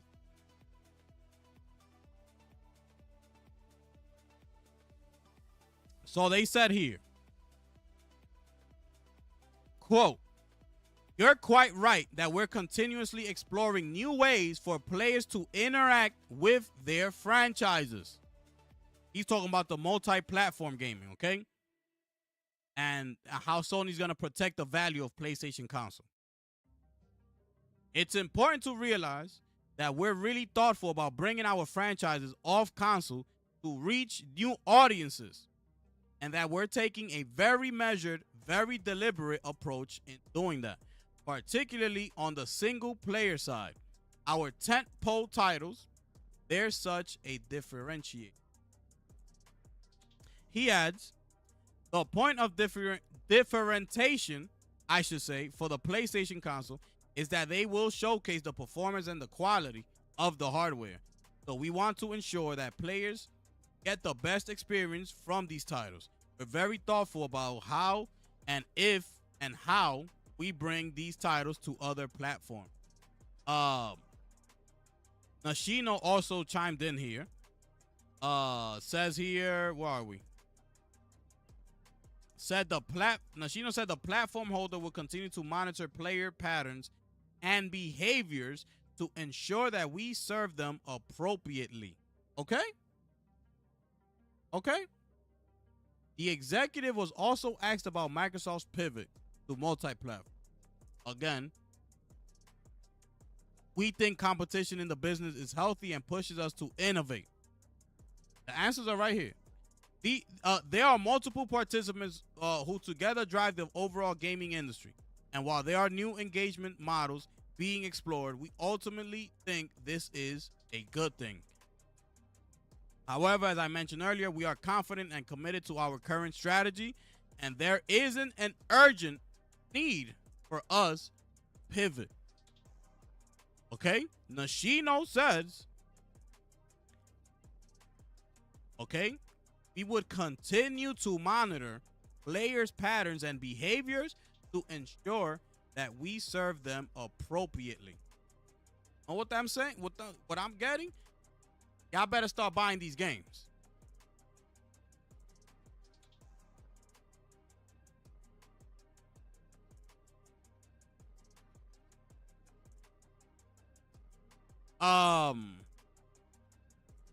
That's what that means. Okay? You better start buying these damn games. Let me see what else I got here. What is this? What is this?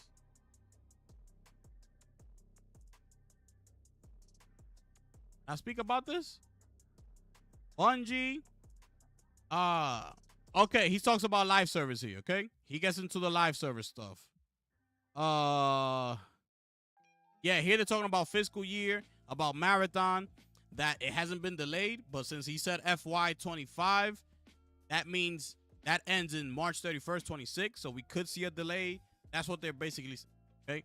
Now, quote, live service, we really see that as a great opportunity for us. But with this great opportunity are some unique challenges associated. We talked about some early success, as with Helldivers 2. We've also faced some challenges, as with the release of Concord. I think some really good work actually went into that title. Some really big effort. But ultimately, that title entered into a hyper competitive segment of the market. I think it was insufficiently differentiated to be able to resonate with players. They didn't know this as they were making the game. This is the issue that I'm having. That now all of a sudden, since Concord failed, now they want to come out and say this. These are things that you're supposed to think about before making the game.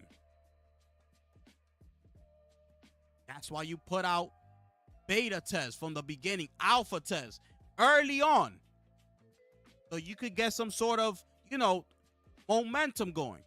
Or not. You could get some, we good on this. Don't move forward. Drop it right there where it is. We already have enough of these. You don't belong in this genre right here. Just cut it short. We don't like it. We don't like it. We don't like it. That's what that's there for. So the fact that they've kept this so secretly, this game, Concord, only dropped about 2, if I remember correctly, it was only about 2 alpha tests that we got prior to the release. Now it's too late. But the fact that he's saying that, it's just like, why say it when you were supposed to think about this before you made the game? And if you would have put out those pre-alpha beta tests and all that, would have been new. It makes no sense, bro. And so we have reviewed our processes in light of this to deeply understand how and why the title failed to meet expectations and to ensure we're not going to make the same mistakes again. And here we are with Bungie's Marathon. You understand?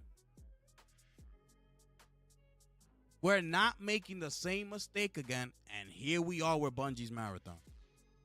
What I'm saying, nobody got to ask him nothing about Marathon. Nothing about Bungie. This was recorded.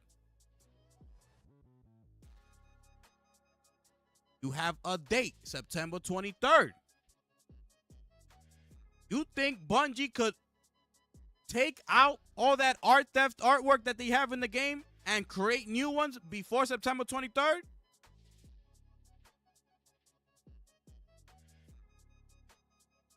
This is ridiculous, bro. As I said earlier, we've introduced much more rigorous processes for validating, validating, our creative, our commercial, our development assumptions, and hypotheses. And we now do that on a much more ongoing basis. That's the plan. That will ensure we are investing in the right opportunities at the right time, all while maintaining much more predictable timelines. Well, you don't have that option because you spent $3.6 billion on Bungie.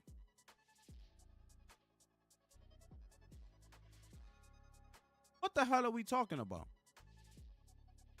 Ain't no, we're looking at this and we're trying to see, we're going to look at that point and if it doesn't work, if it doesn't match, you don't have that option with Marathon. You spent $3.6 billion. You better put out the damn game. You better put it out. You mean, what? If you don't like it, you're going to cancel Marathon? That's what you're saying? That's what you're saying, Herman? Well, we don't get to ask him that question because it was pre-recorded. It wasn't live.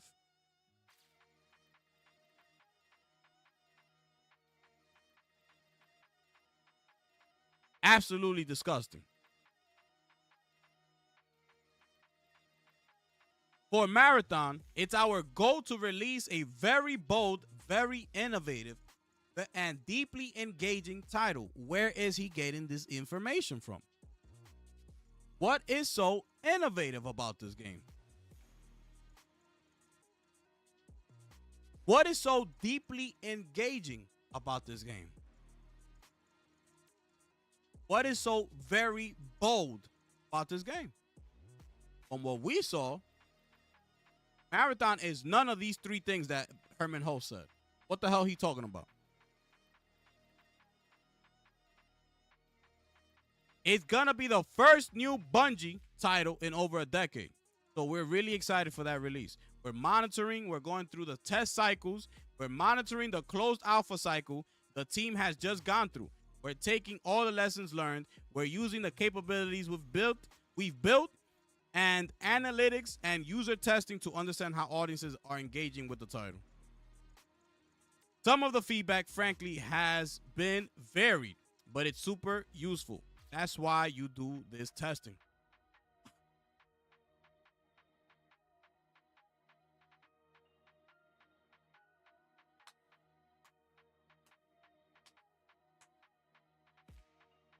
You got it, Herman. It looks like you figured it out, sir. Herman, you have figured it out. My goodness. You know what, Herman? I'm going to drop a bomb for you.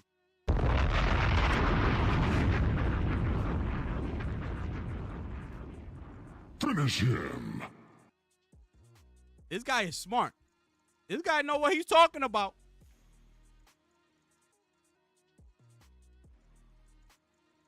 Okay. Where was I? The constant testing, the constant revalidation of assumptions that we just talked about, to me, is just so valuable to iterate and so constantly improve the title. So when launch comes, we're going to give this title the optimal chance of success. This cycle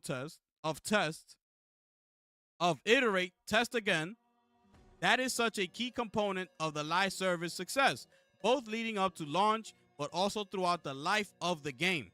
And we're committed to continuing to leverage our learning to maximize engagement and player satisfaction throughout the life cycle of the title. Host failed to address the recent art plagiarism scandal that embroiled Bungie and Marathon. However, last month, Bungie was left scrambling to recover its reputation after yet another independent artist accused the studio of lifting their artwork in Marathon. Huh? I didn't hear about that. Did I read that correctly? Last month, Bungie was left scrambling to recover its reputation after yet another independent artist accused the studio of lifting their artwork in Marathon. I didn't hear about that. I'm going to have to look into that. But look, this is another one. This is the one that we know about. This one right here. This is the one that we know about. But they said here, however, last month, another one came.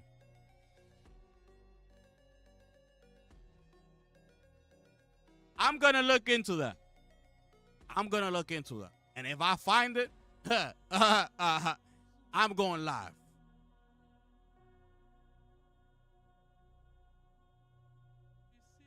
The accusation prompted an immediate investigation and acknowledgement from the studio that former Bungie artist has indeed used Fern Hook's work without compensation or credit. Soon after, Marathon's game director, Mr. Joe Ziegler, and director Joe Cross apologized on a painfully uncomfortable live stream, which we saw here, that featured no Marathon or footage at all, as the team is still scrubbing of all our assets to make sure that we are being respectful of the situation. So this is what I'm talking about. There's a lot of questions. I'm not going to read no more. there's a lot of questions as it pertains to Marathon, and nobody got. This is basically the main question of this whole thing. Is this right here? And the fact that nobody got to ask these people anything about this is why this is pre-recorded. This is one of the reasons. And that's why I tell you, when you pre-record things, you could get away with a lot. Not live. There's nothing in the world like being live in front of an audience. There's nothing like it, bro. And that goes across the board. Whether you a musician, whether you entertaining in front of millions of people, whether you in a talk show and you got a live crowd, anywhere, there is nothing like being in front of a live crowd. Because you gotta be on point. There's almost no room for error. Everybody's watching your every move, listening to your every word. Pre-recorded, I could stop right now, start the whole damn video again. I didn't like the way I said that. Stop, record again. Yo, don't ask me that question. Stop, start the recording again. I told you not to ask me about that question, and you asked me. Cut the damn thing. Let's go on again. Because if that would have happened with Sarah Bond at Bloomberg, we would have never gotten that interview. That's the difference.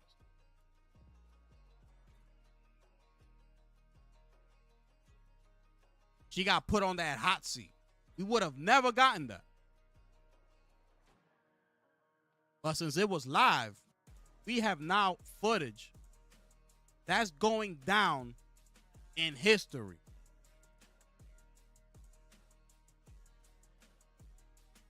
Absolutely disgusting, bro.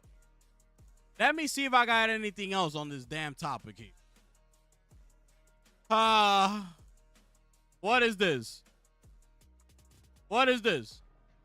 Sony Switch 2, Xbox, yeah, I told you about that. PlayStation still the best play. He talking about a big TV and things like that. Yeah, I spoke to you about all this. 5 is required. Yeah, I spoke about that. Let me see what else we got. What is this?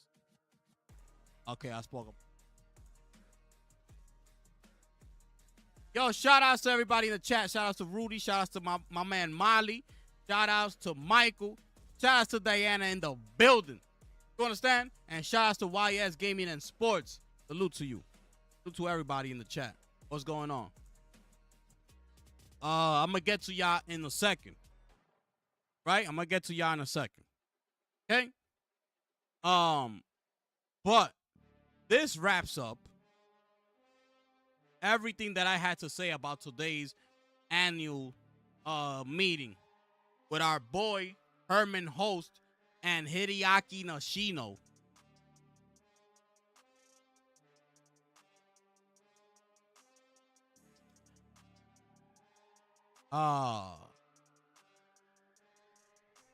By the way, just real quick,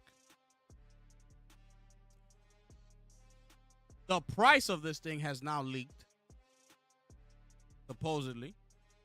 And we looking at $900 for the Ally X. And we looking at $600 for the white one. We looking at $900 for this one. And we looking at $600 the white one. How do you feel about that? And by the way, this is not an Xbox. Okay? So stop all. That's all cap. That's all console. That's all. Y'all trying to have more ammunition for console war. Stop it.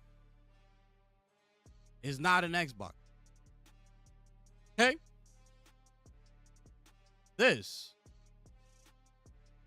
is an Xbox. And why? Right here. Xbox first party. Okay? I like this. That looks. I like that one. Xbox's first party handheld. are essentially canceled. See the difference? You see a difference? Let me see something. Actually, try. What's the official Xbox? Let me see.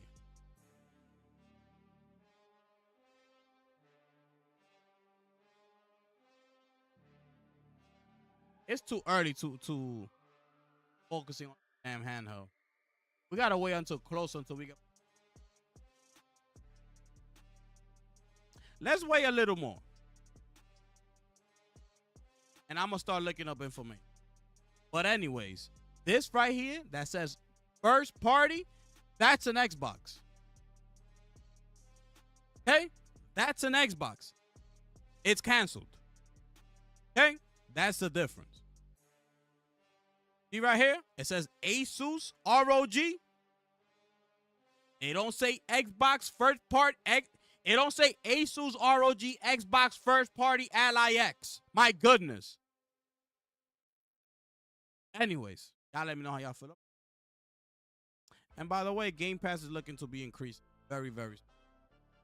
If you are a console gamer, I keep talking to you.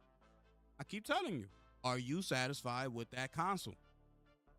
I keep telling you, getting the worst edition of that game. Plus, they are continuing to raise the price on your Xbox Game Pass subscription. Are you okay with that? Now, since you have thought about it, you probably did get a chance to go ahead. I don't even know if they still got the bundle for that Call of Duty PS5 bundle, which is only $400. You could have traded in your Series X, gotten some good money back for it with all the things, the wires, all the controllers you might have had, all the games. You probably only had to pay $100 for that.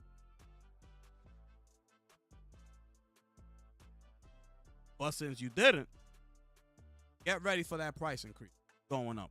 Paying $20, that's about to go up. 30 frames per second. Still cool with that? I'm fine. I'm just here trying to break it down to you so you could have an understanding. Okay? That's all I'm doing. You fine with that? 30 frames? The worst version of the game? Subscription service going up?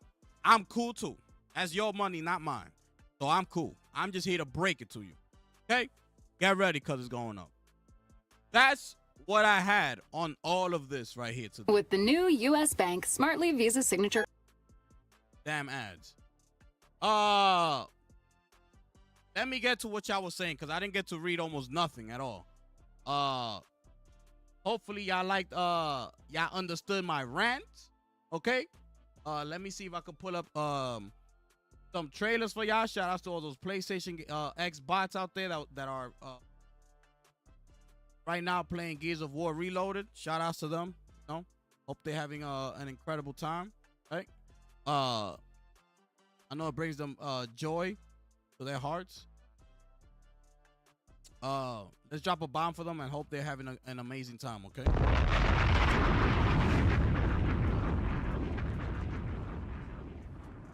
Okay.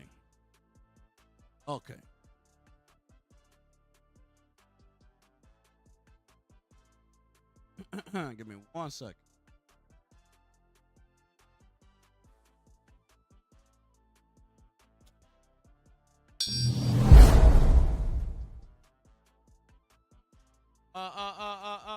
Yo, shout outs to YS Gaming and Sports. Salute to you becoming subscribing to the channel. I appreciate that, my brother. I appreciate you. Hold on. I'm gonna get to y'all right now. I was trying to.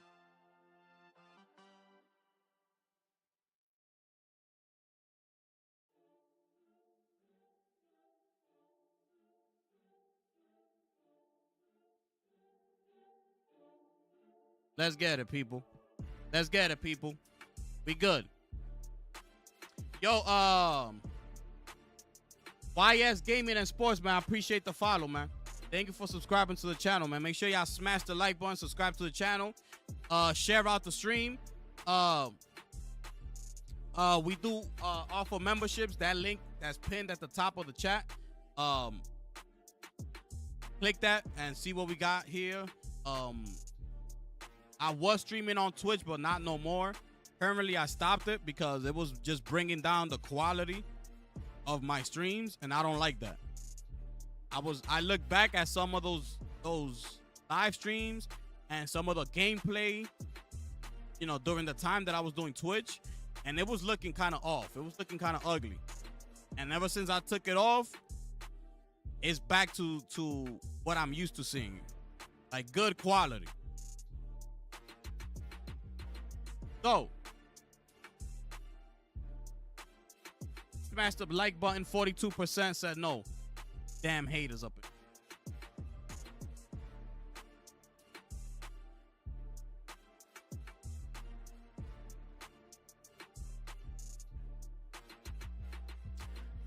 Let me see here. Where am I? They've been saying day and date what's gonna happen for years, though. Gotta keep it a buck. That's something that something extreme has to happen in the console industry for them to consider. Yeah, you know what that something extreme is gonna be? The day Mark Cerny retires. That extreme that you asking for is the day that Mark Cerny retires. I want to know who's gonna take over when Mark Cerny retires. I want to know who's taking over Yoshi's position. I want to know. I want to know. I want to know. I'm telling you, you got to give it time. These are the same things that. Hold on.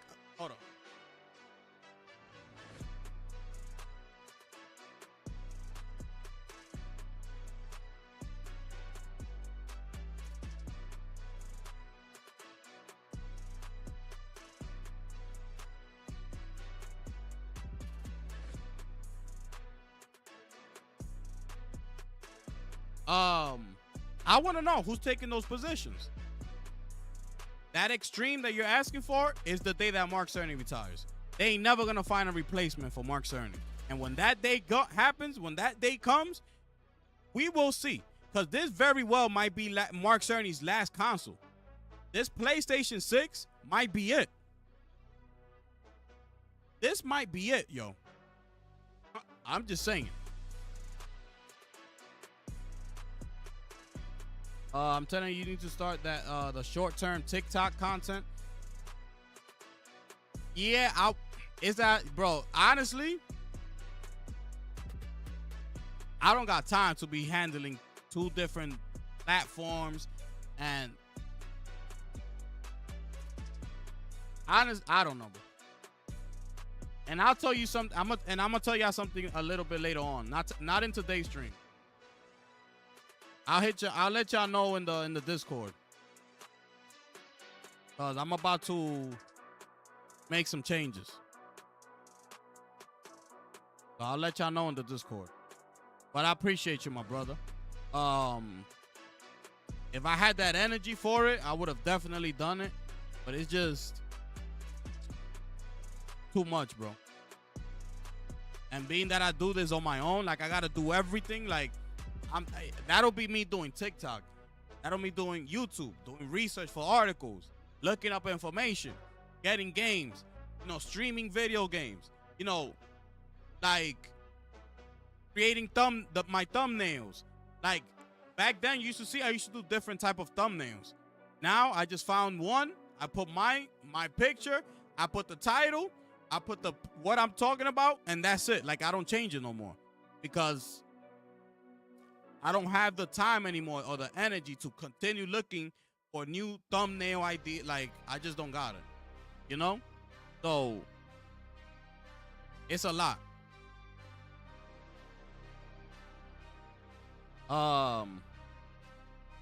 It only feels so soon because of the pandemic, in my opinion. But once we get to 2028, I feel like people will feel different. I don't know, bro. I don't know. I'm telling you, you could go ask around. Go ask around.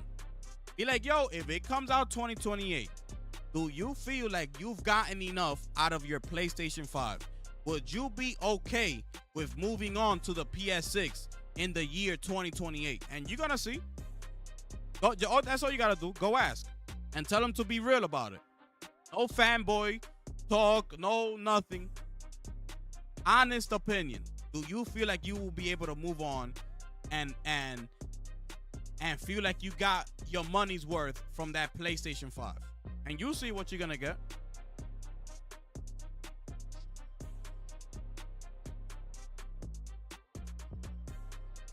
Pony's actually thinking exclusive matter is still beyond comprehension. Listen. They're about to see what Lost Soul aside. Lost Soul aside, I feel like. But the thing is that I don't know why they moved it to that date. That's another thing. Like, did they not know that Metal Gear Solid is coming out one day before Lost Soul aside? You making people choose between your game and Metal Gear. And 9 times out of 10, people are going to choose Metal Gear Solid. So I'm expecting already Lost Soul aside to not do too good. Unless they, the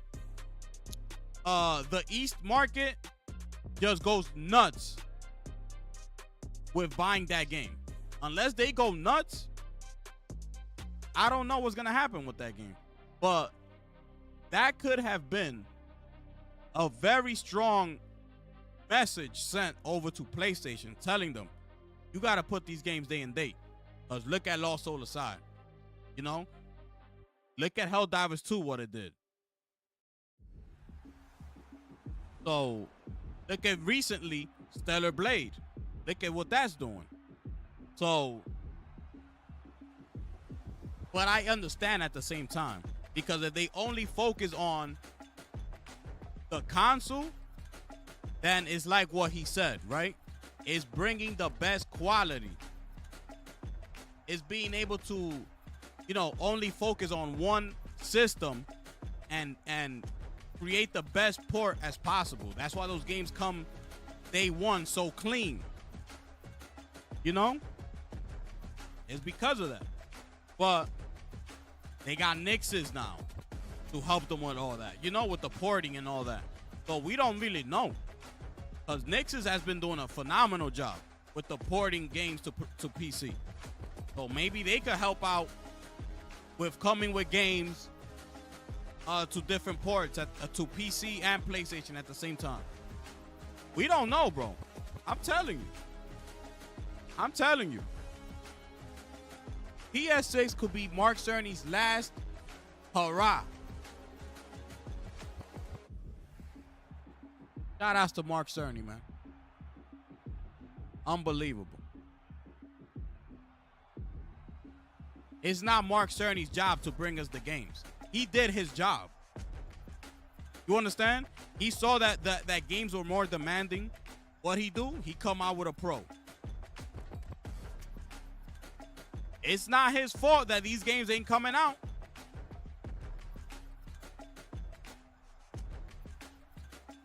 That's what they're talking about, multi-generational. Means wider range. Absolutely. Meaning they're going to remaster Spider-Man again for PlayStation 6. Listen, man. I wouldn't put it past them. I would not put it past them.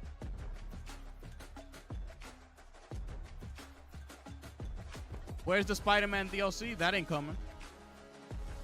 That Spider-Man DLC ain't coming. Where's the Venom game? Where's that game at? Because females like pretty graphics. Oh, yeah, you talking about Horizon? Talking about it's very popular with females. Where did Herman Holtz get that information? I need to know. I need to understand where in the world Herman Holtz got that information about Horizon. And got that information about Astrobot. Talking about that they are very popular with the kids and the adults. Where are you getting this information from? And why did you fail to show it to us? Shout out to my brother Michael West in the building. You understand what I'm saying? Mike, salute to you, my brother. You know how it is. Thank you for rocking with me, my brother. I appreciate you, bro. Facts. You understand what I'm saying? These are facts. I know you don't agree with me with a lot of what I'm saying and things like that. So I appreciate you, my brother.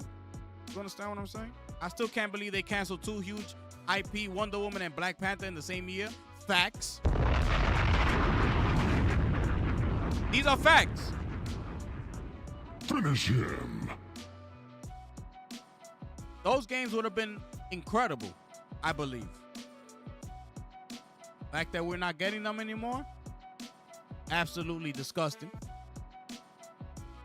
Thank you for the for y'all who smashed the like button, by the way. Bunch of haters out here, but it's okay. Let me see what y'all got here. Wait, where was I? Oh, well. Yo, my brother TJ's here. Yo, TJ, you here, my brother? Salute to you, brother. They said the same thing about Concord. Yup, Arc Raiders is gonna be so lit. Facts. Facts. They should get rid of the region lock. They should have been. Oh, I know. No, I'm not saying that it's disgusting that they unlocked it. That's not what I was talking about. I was talking about that it's disgusting the fact that they're doing that now. You know? Like, after all this time passed. Everything that especially with Helldivers 2, bro. With that game alone, they messed everything up. They completely put a stop to the momentum of Helldivers. Boom! And Helldivers has not been the same since then. You and you imagine why Johan from Arrowhead said what he said when Tencent bought them out, and he said what he said. That they calling 100% of the shots. They're making the rules. Why? Because they're gonna go multi-platform, and they're gonna call the shots. No regional locks, no nothing. That's why he said that. That was a direct shot at Sony. Doesn't change because they make more money if they allow more people to access. Yeah. PC gamers don't like being forced into anything. There you go. I know more. Y'all know more, way more about that than me. Y'all know how PC gamers move. Gotta admit those pretty badass PC players didn't take no shit from Sony. That's really, I'm telling you, yes. It's really good that happened. Yes. That is really good. You know? And look where we are today. I'm glad they did that. Because it led to today. To them unlocking that. You know? Why would you like to be forced into anything? Sounds like an abusive relationship. Damn. My brother TJ in the build. Yo, Rudy, what it do, my brother, if you still in here, man? Marathon equals Concord. That's what it's looking like. But you see the way he's talking, they're going to give Marathon more time to live because they don't want to be known. Imagine if Sony was to do something like what they did with Concord Marathon. Just picture the room. Picture like the talk around town if that was to happen. That's why Sony's not going to do something like that. That's why he said what he said. That they're going to try to work as hard as they can and try to support them as much as they can in order to get this game out and for it to be successful. Because they know that they cannot afford to go through the same thing that they did with Concord. They know it. So they are not going to let that happen. Back to back. They are not going to do it.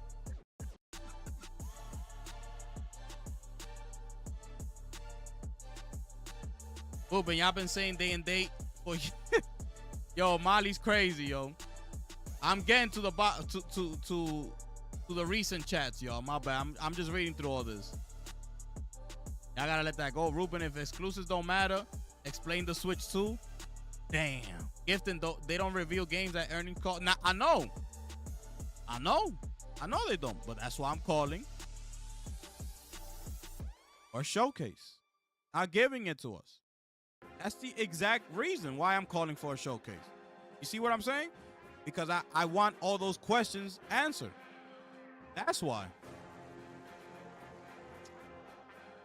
Only exclusive on the Switch 2 is Mario Kart World. Oh,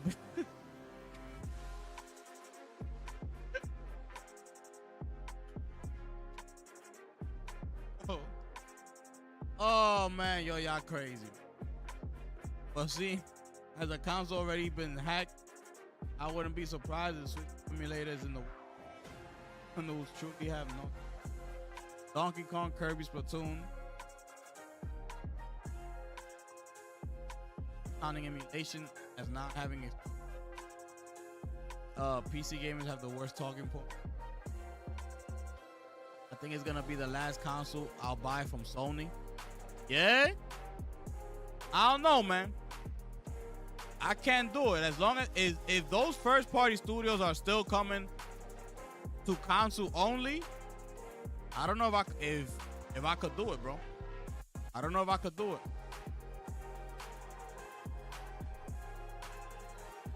You know? Like, imagine that X-Men game that was leaked out in the Insomniac leak. We all know that they're going to work on an X-Men game. Imagine when that game comes out and it's only exclusive to PlayStation. You think I'm not going to be able to hold? Sorry. It's just not going to happen. Like, nah. Especially if it's like a game like that X-Men game back in Super Nintendo days. I forgot that you could pick from Cyclops, you could pick Wolverine, I think you could pick the Beast. Who else? I think you could pick Psylocke. And I forgot who else. And it's like a little, story-driven game. There's like a little adventure. I forgot the name of it. Especially if it's a game like that, I won't be able to hold off, bro. I need that day one.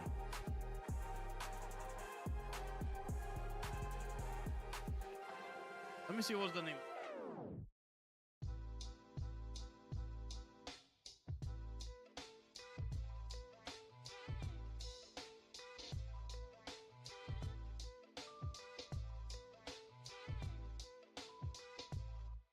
Oh yeah, this one right here.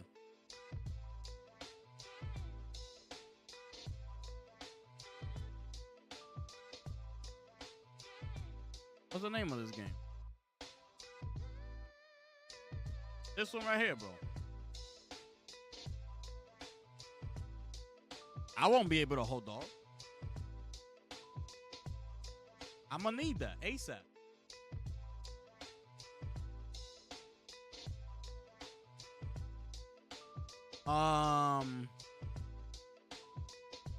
Well, they had a Game of the Year contender every single year since 2020. That will be a dumb complaint, in my opinion. I forgot what I was talking about there.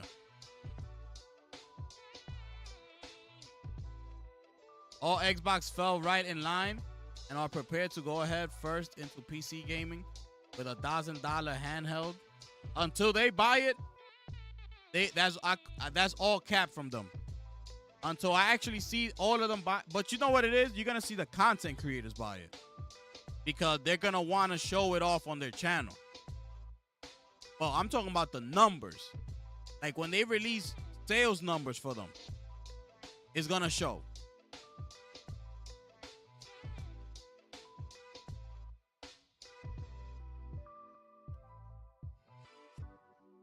Oh, you just bought Deliver at All Cost? PlayStation, you like it?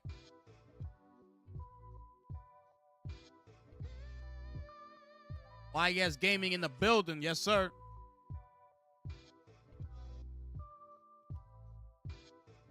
Yeah, basically 1,000 for the handheld.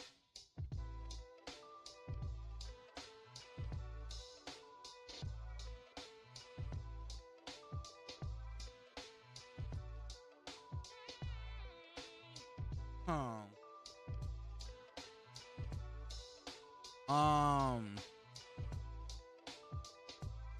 am I? Where am I? Did I send you that gifted? I think you did, Mike. Yeah, I think you did. Not gifted. They want about 1K for a handheld to play PS5 games on Steam, where Xbox makes no money off the sale. Yeah, I was hearing something. I was hearing something crazy about,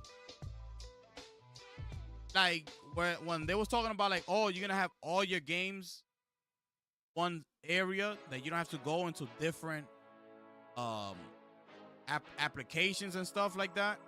Like, if you want to play a game from the Steam store, like, you're gonna be able to click on it, but it's gonna load it from Steam, but it's gonna hide Steam away. So it's gonna be loading like in the background, and the game will show up and you'll play. So you won't even see the Steam like coming on your screen, something like that. Some crazy stuff. Not gift by they saying the servers are trash. Oh, for God of War. For Gears, they're saying that it's trash.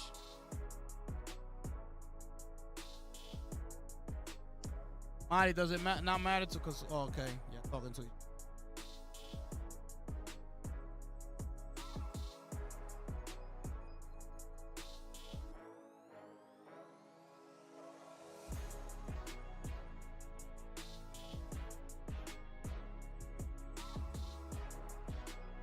And by the way, also,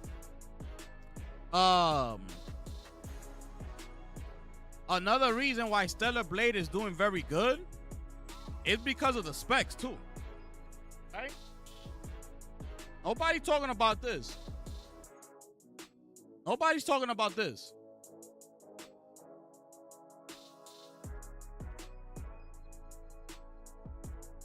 Right?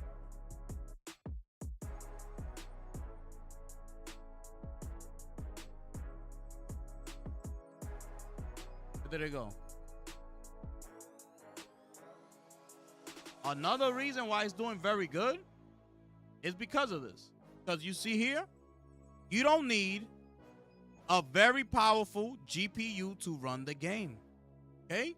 When you do things like this, what do we all know? That the 3060 is the most popular graphics card, according to Steam. What do you need to run this game at a very high, specs?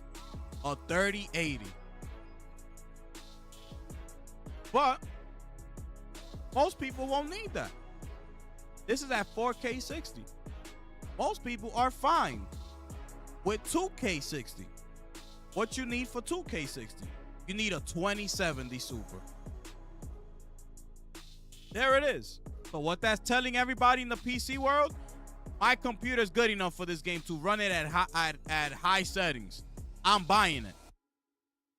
They did a phenomenal job porting this game on PC.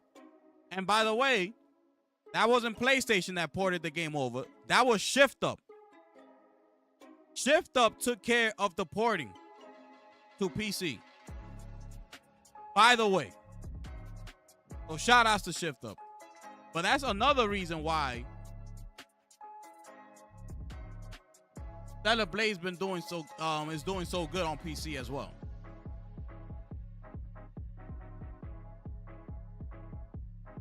The Last of Us, yeah, I didn't have no issues. The Last of Us ran smooth, like butter. Shout outs to Nixes. Nixes did a phenomenal job with the porting of that game.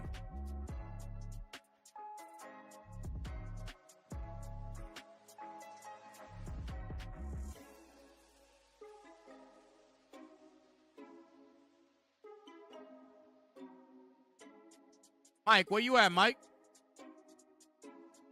You playing? What you playing over there, man? Oh, yeah, you just bought Deliver at All Costs, right?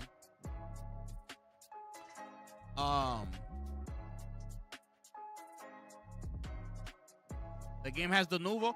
I've seen some people, I've seen a couple people saying that they're not buying the game because of it. Like, oh, if the game didn't have the Nouveau, I would have bought it or whatever, blah, blah. I've seen a few people mentioning that.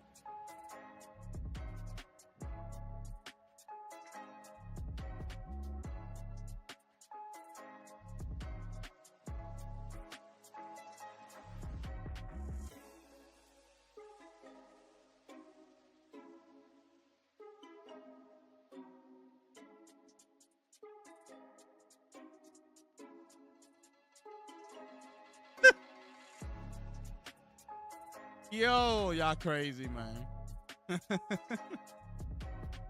Yo, y'all crazy, man.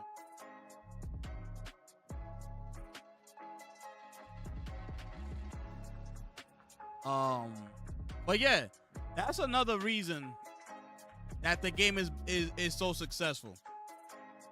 The porting of the game has been incredible, and you don't need a supercomputer to run the game. So everybody's enjoying it. You know what I'm saying? Everybody's enjoying it.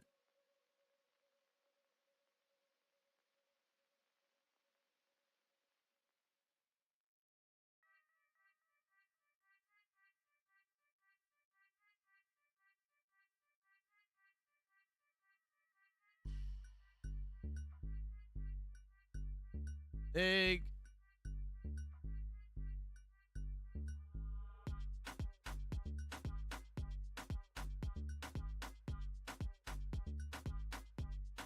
Oh, you doing Liza P? Yo, I don't know. Did this footage look off to you? Or is it just me?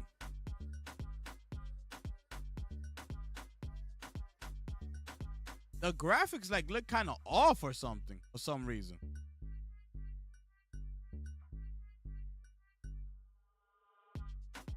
Oh, and by the way, did y'all see about that online stuff? It's like a one-on-one, like a.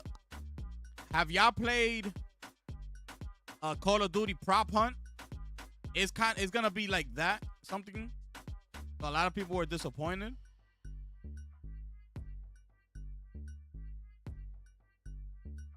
Yeah, yeah.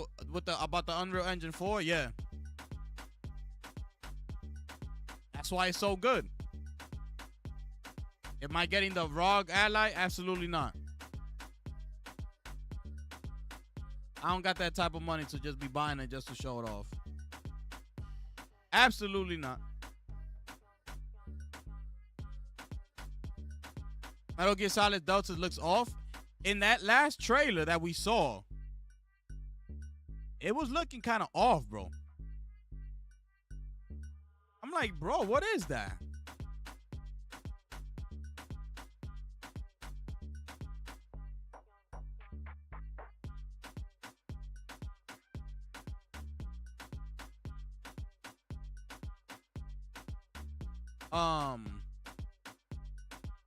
Like the image, it was looking weird. I don't know. It was looking kind of weird. Where was it that we saw that last trailer? Was it in the wait? Was it in Summer Game Fest? Shout outs to my brother Mike coming up in here, dropping a 5-bomb up. My brother, I appreciate it.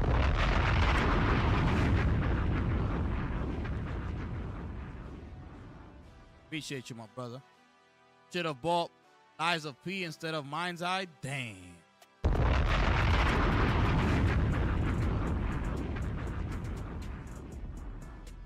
Damn. By the way, Mind's Eye got a patch.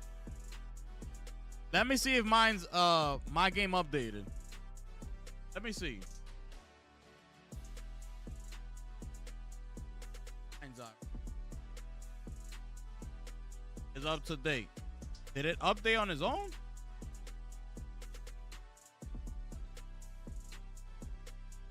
Oh, it did.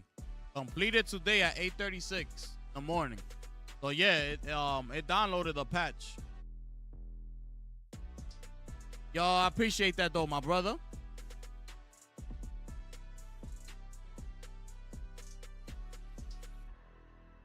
You definitely getting Metal Gear Solid?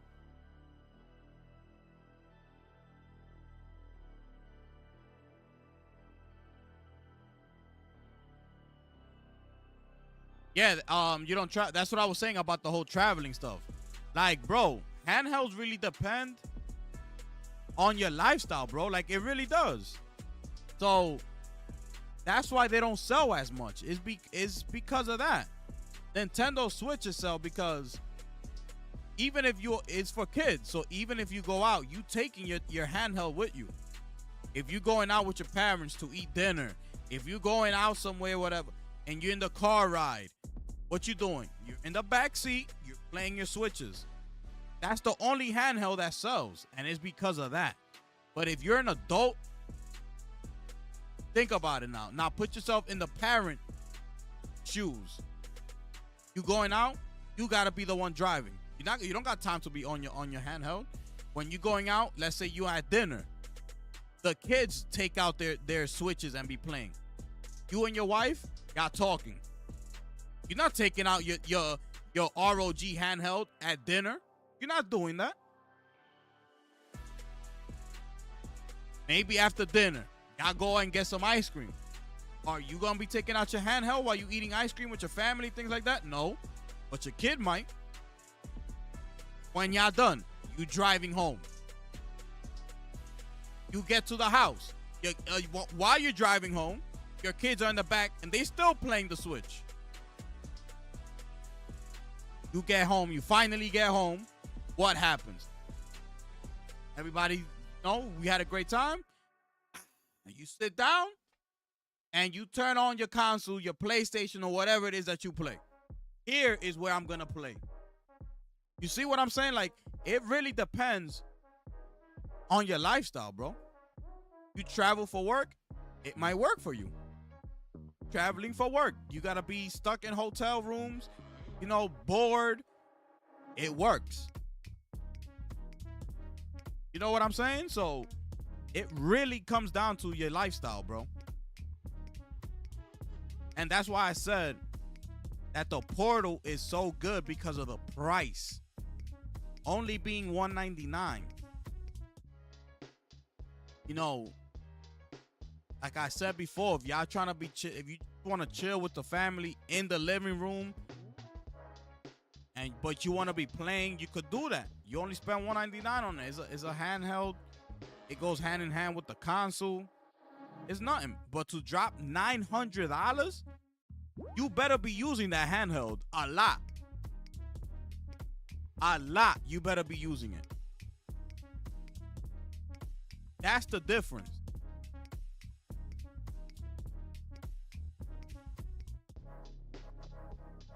Gifted, drop that game. Yeah, I'm not playing it. I'm gonna be playing Stellar Blade.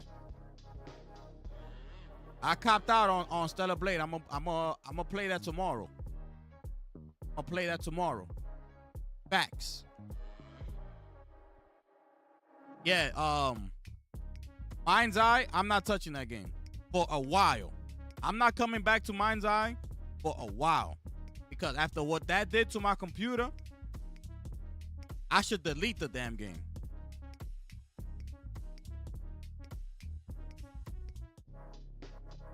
When I have a kid, I'm not giving him a console. He's getting a 5080. Damn.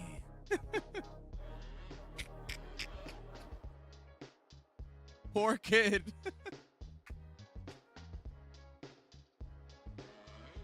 Yo.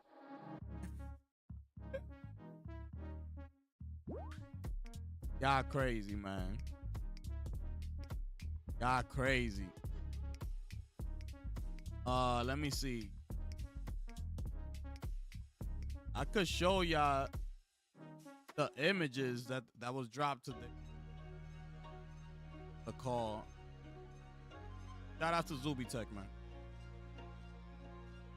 There's some of the images they came out with.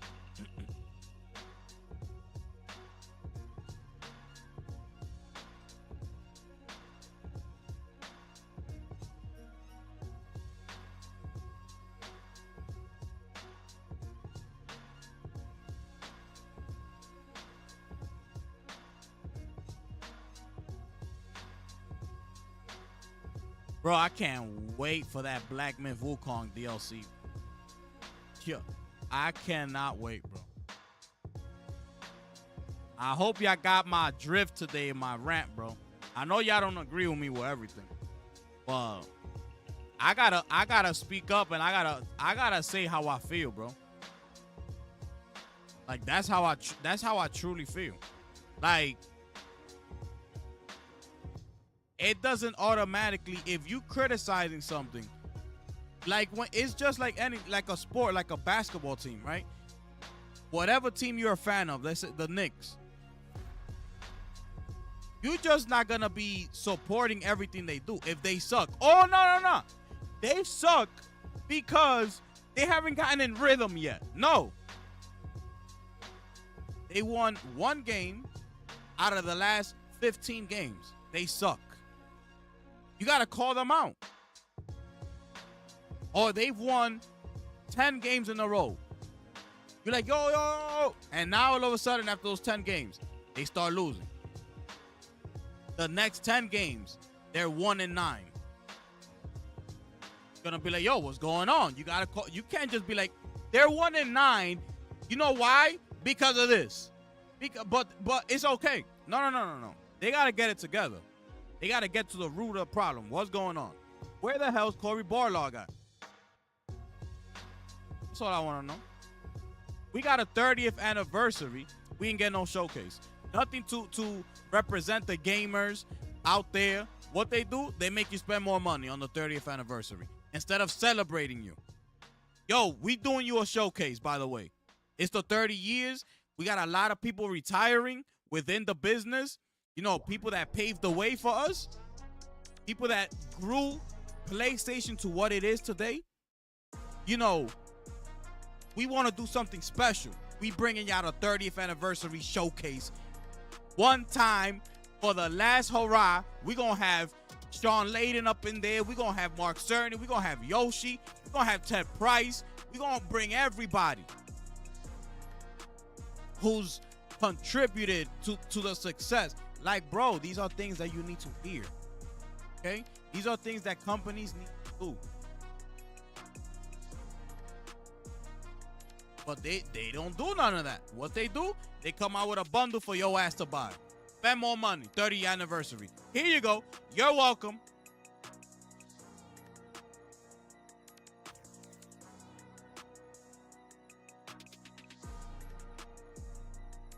Look at this.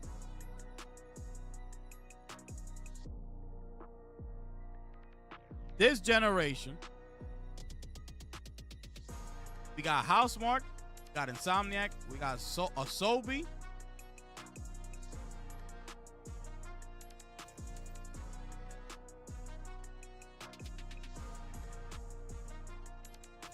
And we got Sucker Punch.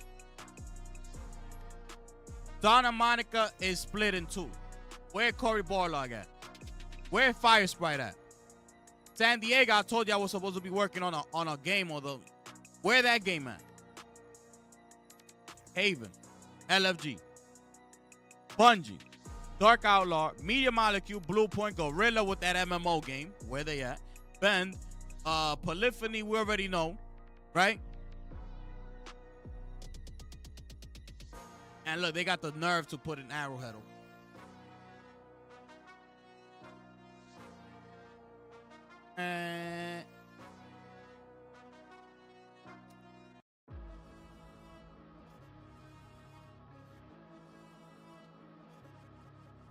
Gifted wants the Avengers Endgame scene with the PlayStation.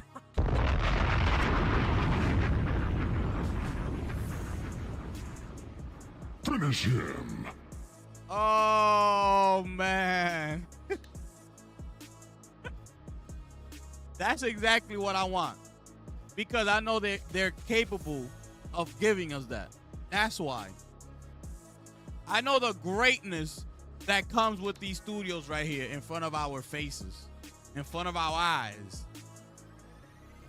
You know?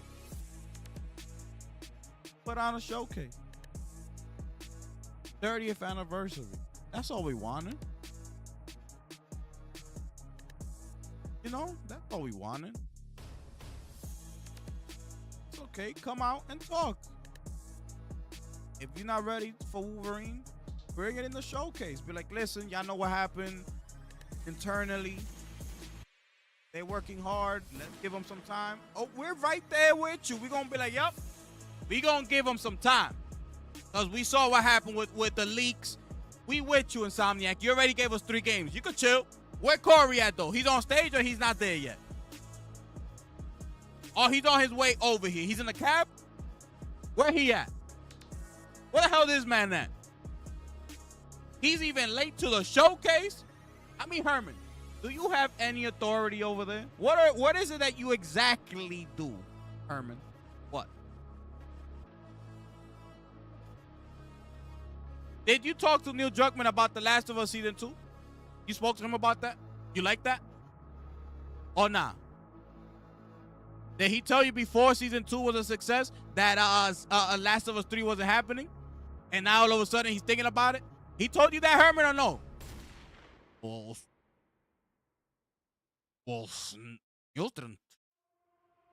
Neil didn't tell me that. That's true. What?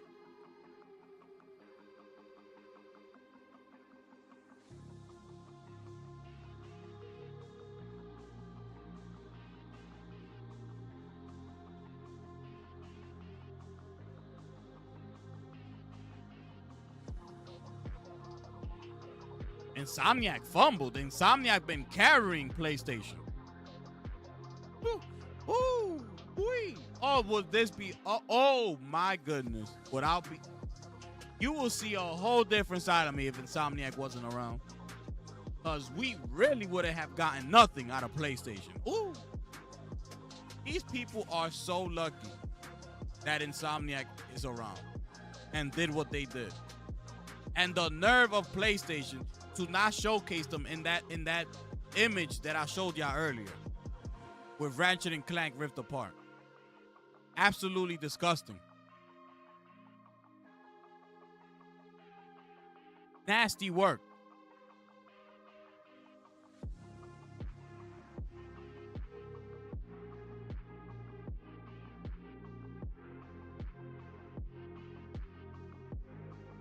One game per year, bro. That's disgusting, bro. One game per year? If it's one game per year, I'm going to tell you this. All right? I'm going to tell you this. If that was the case, because that's what they're saying, right? That we only getting one major AAA per year. If that's the case, I'll wait for it to come out on PC. If they move to only releasing one AAA title a year, I will wait for it to come to PC and then I will play it. There is no way that I'm going to be buying a full console to accept Sony to come out with one AAA game out of all their studios that they got and expect for me to go and drop money and spend money in your store. Meanwhile, your ass is back there sitting, giving me one game a year. I'm not doing that. Don't count on me for that one. Sorry. Do not count me in for that one, buddy, because it ain't happening. I'll wait. Yep. I'm gonna wait. Yep. You okay with that? Yes, I'm okay with that. Thank you very much. Are you okay? Okay, have yourself a good day, sir. Whenever you decide to come to PC, I'll pick it up. Thank you. Oh, yeah, don't worry. I got my PSN account right here. Oh, yeah, yep. I'm going to log in. You could count me into your monthly active user. You can count me in. I don't give a damn. But I ain't buying your damn console. You're giving me one game a year. Not doing it. That's what they looking forward to. What we got this year? The fact that Kojima is so tight with PlayStation, but that's not a first-party game. They benefit from that Kojima partnership, and they know it. But that's not a first-party title at the end of the day. The first-party title is Ghost of Yote. So that's it. One, got Spider-Man, Astrobot, Ghost of Yote. I'm being dead ass. Those are facts that I'm giving you. What I'm giving you are facts. Okay? Those are facts.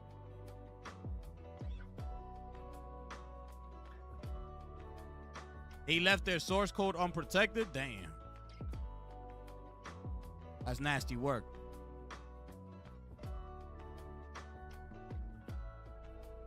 One tentpole a year. Gifted, they obviously not gonna have only one AAA game. They said that a year ago.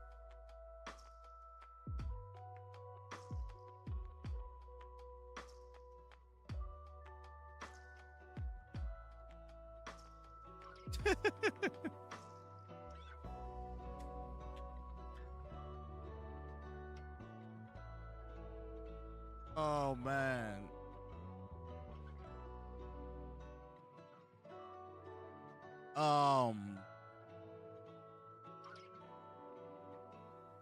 Let's see, bro. I'm not taking that one game a year, bro. I'm not taking that, bro. I'm sorry. I'm not doing it. And we don't even know how much the PlayStation 6 is gonna cost. We don't even know that yet. Do y'all think the PS6 is gonna cost $700 like the PS5 Pro? Be real. Is it gonna cost $700 like the PS5 Pro?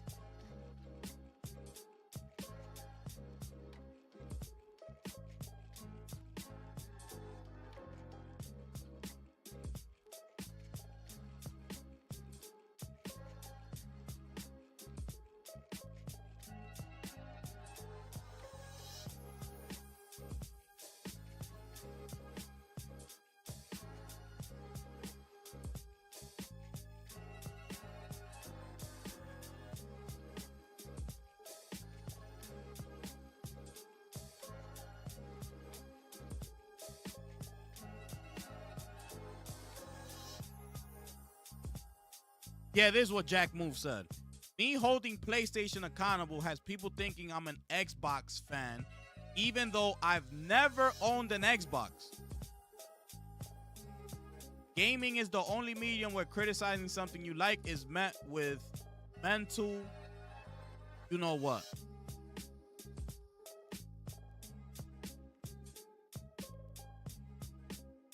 And he's absolutely right.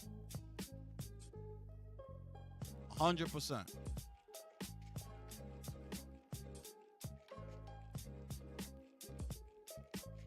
Know what I'm saying? 100%.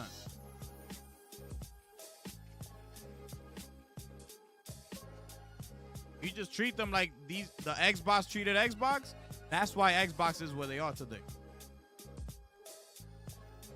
They say yes to everything. Yes, yes, accepted everything. Accept, and here we are. A damn Asus ROG handheld.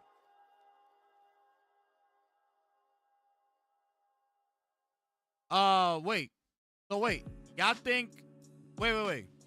Y'all think the PlayStation 6 is going to cost $700? Or what?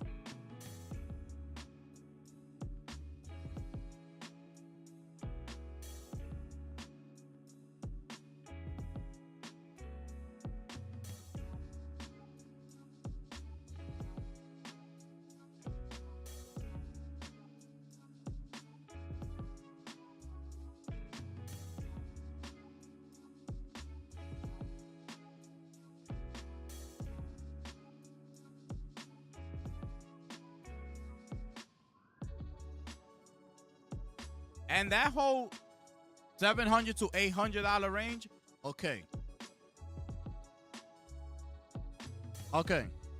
So, to me, right?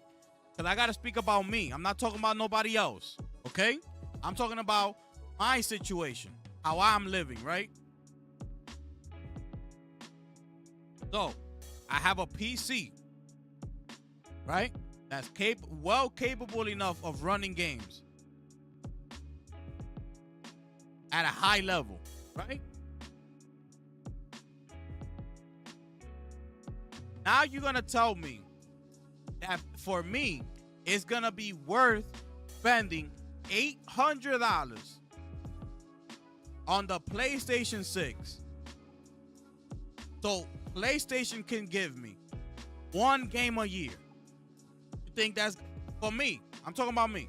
The situation that I just told you. You think it'll be worth it for me to go ahead and invest $800 in that PlayStation for one game a year?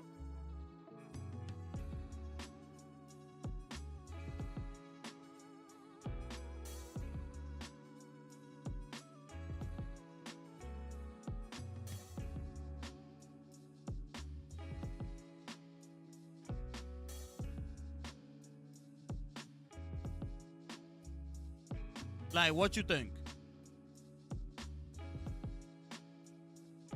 Like, that scenario that I just put to you. At that point, I'm going to be saying to myself, I'll play whatever other game came out during that same time. Like, I'm going to just wait. From my point of view, because if you telling me you're only giving me one game a year, that's not enough for me to go ahead and buy your PlayStation 6. I already have a powerful PC at my disposal right here. So it wouldn't make any sense for me. Now, my story is different from your story, right? You don't play on PC. You got a PlayStation, so you want to stay on console. So it's a better option for you because it'll be an upgrade and you still playing in a console and you still within your ecosystem where you want to be at, right? So to you might be like, oh, I'm definitely getting that. I'm definitely playing, even if it's one game a year or whatever. But that benefits you because that's how you game. You know what I'm saying? So on the other hand, it's just different for me. It's different. Like, I'd rather hold on to those $800 and put that towards upgrading my PC.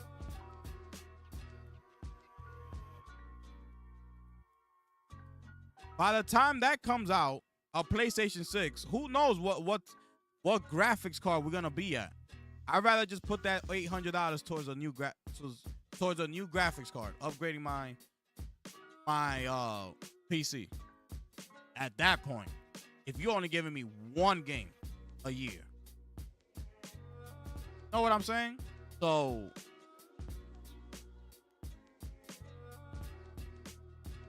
that's why I'm waiting. Like, look, they put now Wolverine. What they put here? Right here. They put in the disgusting image that they didn't include Returnal and Ratchet and Clank in this image right here. They put, you see this right here? It's because it's a PlayStation exclusive. It's because they cut that deal with Kojima. In reality, this is not a PlayStation first studio, okay? So look, you would have, like I told you, Spider-Man, Astrobot, Ghost of Yote, God of War Ragnarok. You see what I'm saying? I know I'm not going crazy. If Kojima was not there, we would have 4 straight years of one game being delivered. Ragnarok, Spider-Man, Astrobot, and Ghost of Yote. You see what I'm saying? Now, looking forward, we got these two. Remember, this is FY26 now that we're going to look into. Meaning, it's going to start in March, April. It's going to start in April. That's when we're going to get one of these games. And the next one, whichever one they release first, the second one, we're not going to get it until 2027. Being is going to be like February. It's going to be early. Because fiscal year 27 is going to start in March of that year. So it's gonna have to be released sometime in February or whatever. I don't believe they're gonna release these 2 games in 2026 back to back, like boom, boom. They already appointed these 2 for FY25, right? They already appointed these 2.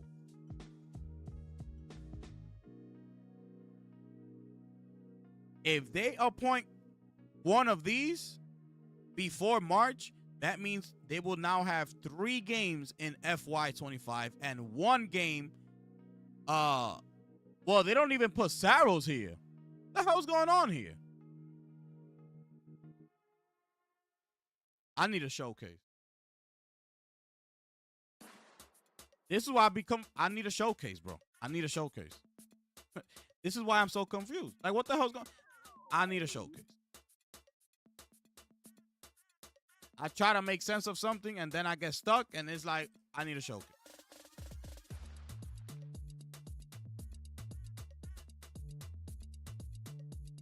Yo, Molly, just get a PC, my brother.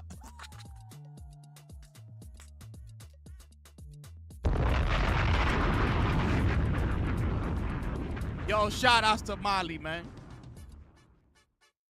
Yo, Molly, shout outs to you, my brother.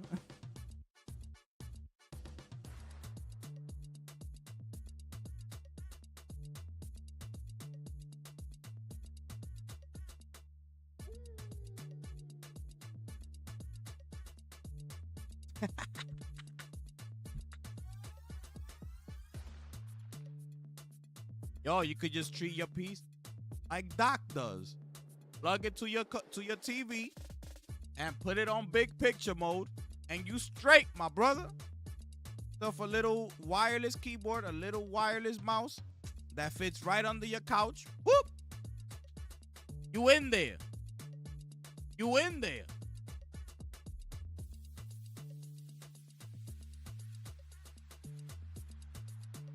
Yeah, but Wolverine is a new IP too.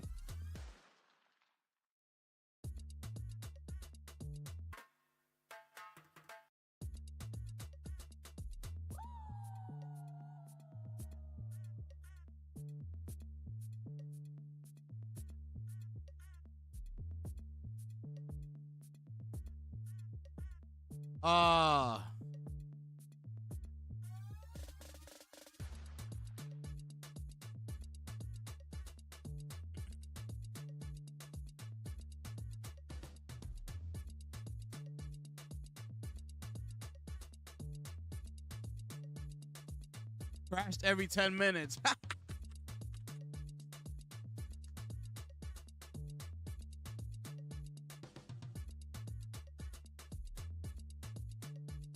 Oh, snap. Oh, man. We're going to see. I need a showcase. I need a showcase. I need a showcase.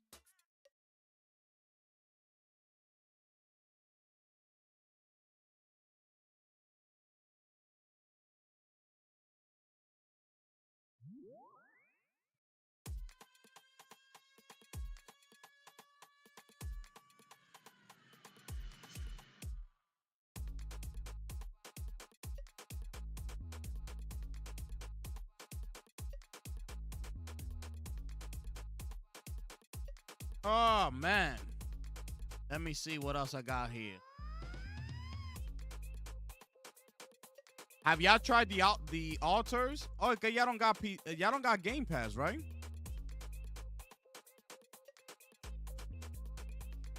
I heard the altars is pretty good.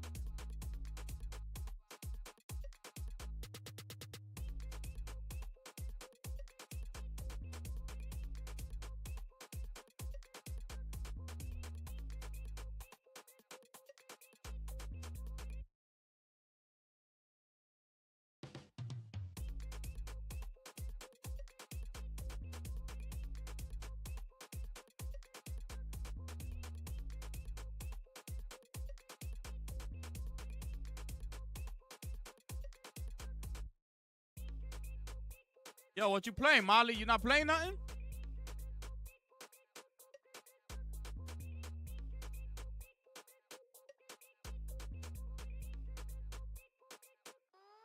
About to get up out of here.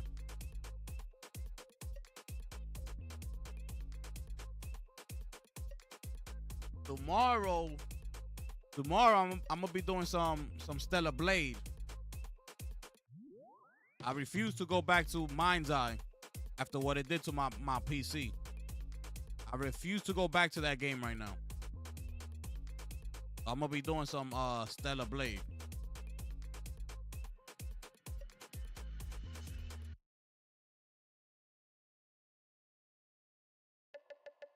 I don't think he's played that, Michael. I don't think he's played that.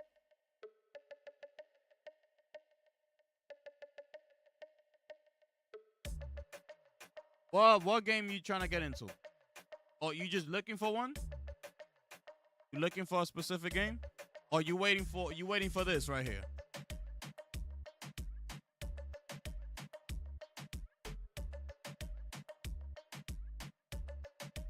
Oh, you trying to get into nothing right now? Working out.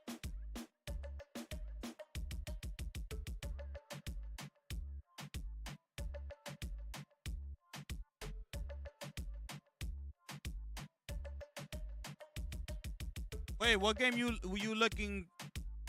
You looking for a game to get into, or you don't? Or you not trying to get into a single player game right now? Bro, I'm not gonna hold you. This game being 80 hours long.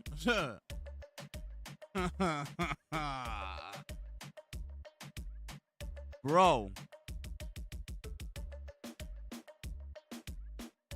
This is gonna take some grinding right here. This game right here about to take some grinding.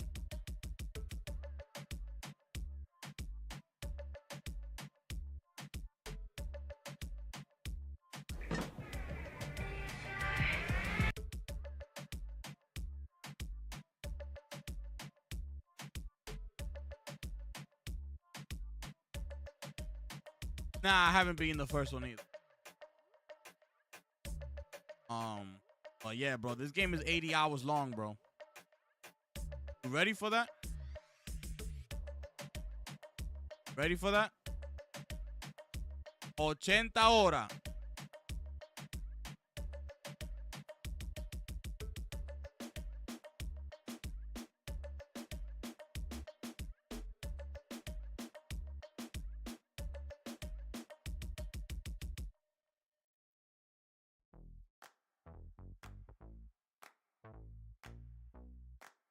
I wasn't close, but I was like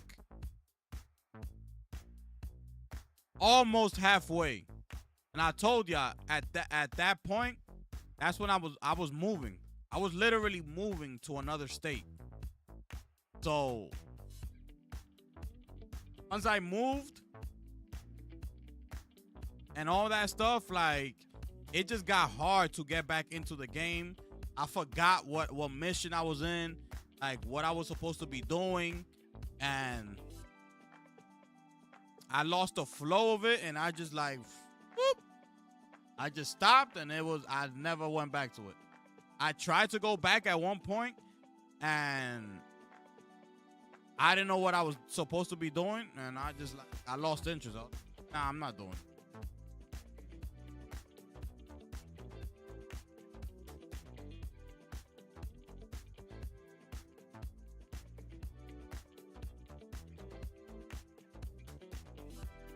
Yeah, I downloaded it, Michael. I got it downloaded. Oh yeah, I'm with you right there, Molly. I'm pretty sure everybody is. Everybody's more interested in Ghost of Yotei. You know? It's just, this is a Kojima game, and it just looks incredible, and it's, you know, he's using the Decima engine. So it's like undeniable. You know what I'm saying? But it's gonna be a grind, bro. It's gonna be a grind, bro. You ready for that? That's 80 hours. That's a long time, my brother. No? So.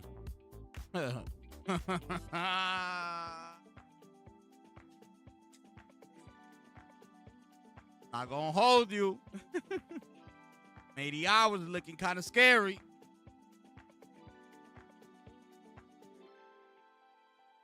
A long time, bro.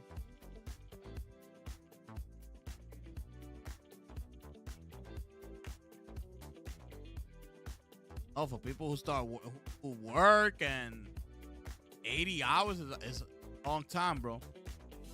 Imagine you only get like 4 hours a day to play. Like, bro, you're gonna be playing Death Stranding 2, bro, until freaking Metal Gear Solid comes out.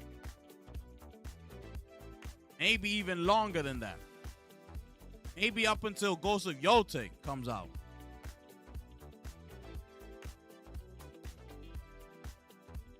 Are you trying to get the platinum for Tilu? The Gears beta sucks. The servers. Did you buy it? Did you pre-order it?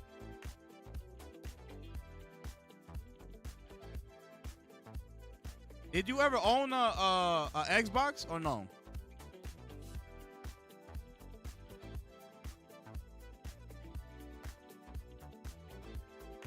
Oh, okay.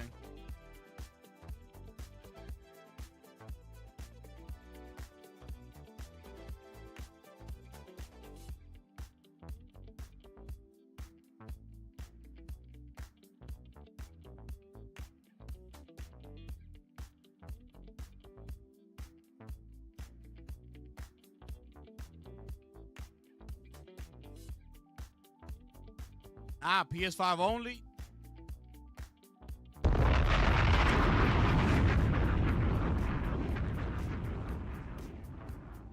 You never got heartbroken. You good. That's what you're saying. Heart wasn't broken like everybody else. You good.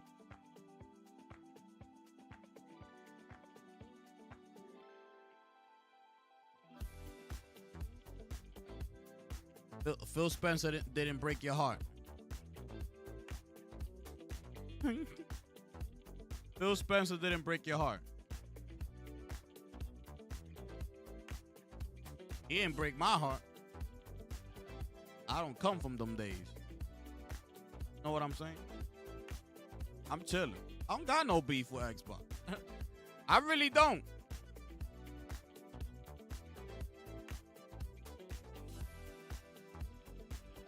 Oh, you was on 360 though. Okay. Started PS4 generation. Okay.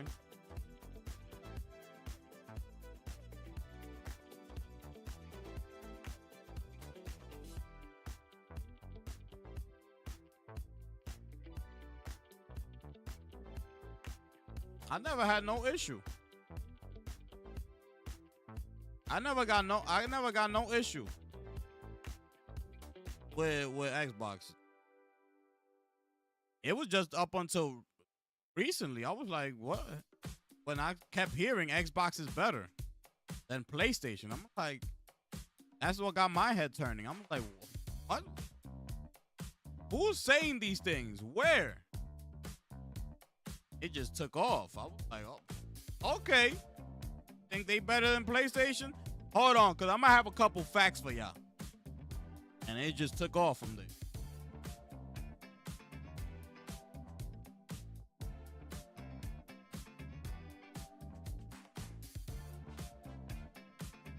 Nintendo broke your heart with no more home consoles? Damn. They wanted to get away from that competition with PlayStation. No, they saw the trajectory of PlayStation. They saw how they were going. Nintendo didn't want no parts of that, bro. And good, because they stuck, to what they do best, and they just left this whole competition alone, and they stayed in their lane, which is the right thing to do as a business. Know your strength and stay there. Don't try to compete. Don't try to prove people wrong with don't do what you do. And they did that, and look, that's that which right now is probably sitting at 153 million sold. Know what I'm saying? So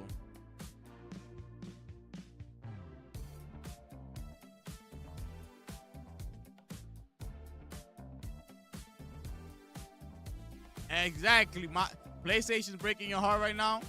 Well, facts, I love the Wii when I was a kid, but they messed up. I haven't owned a Nintendo product since the DS.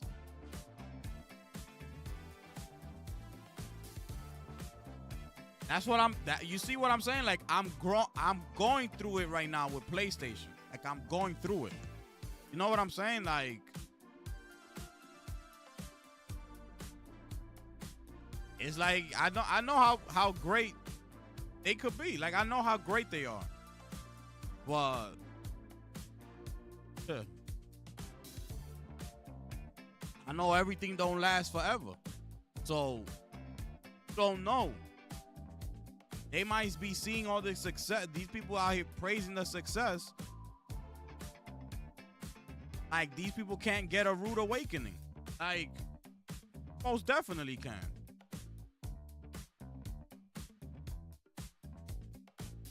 You left your foot off the gas, the car ain't gonna run as fast anymore. That's what happens when you're driving. Take your foot off the gas, the car don't go as fast anymore. It starts to slow down.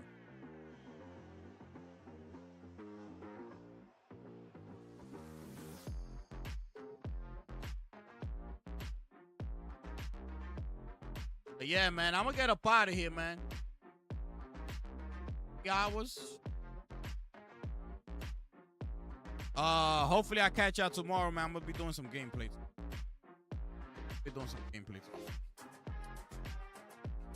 Forget it, but for me personally,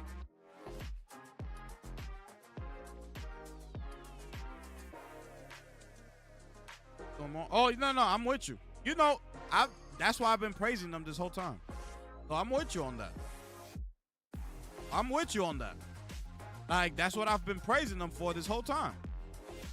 You know, like that's why I started. That's why I started my channel.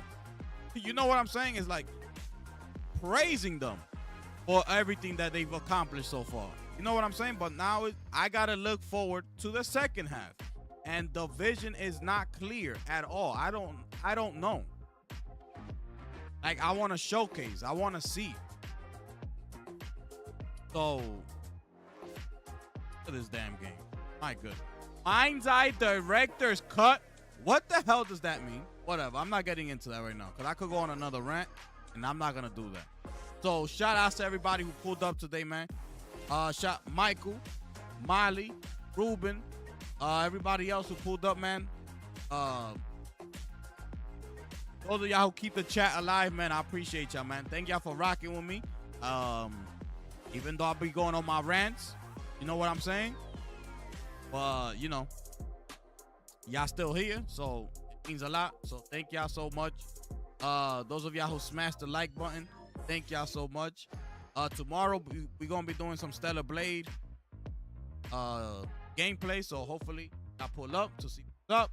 We doing Plitch as well with Stellar Blade, so we unlocking unlimited skills, points, unlimited health, all that. We going straight for the gusto tomorrow. You understand what I'm saying? These are facts.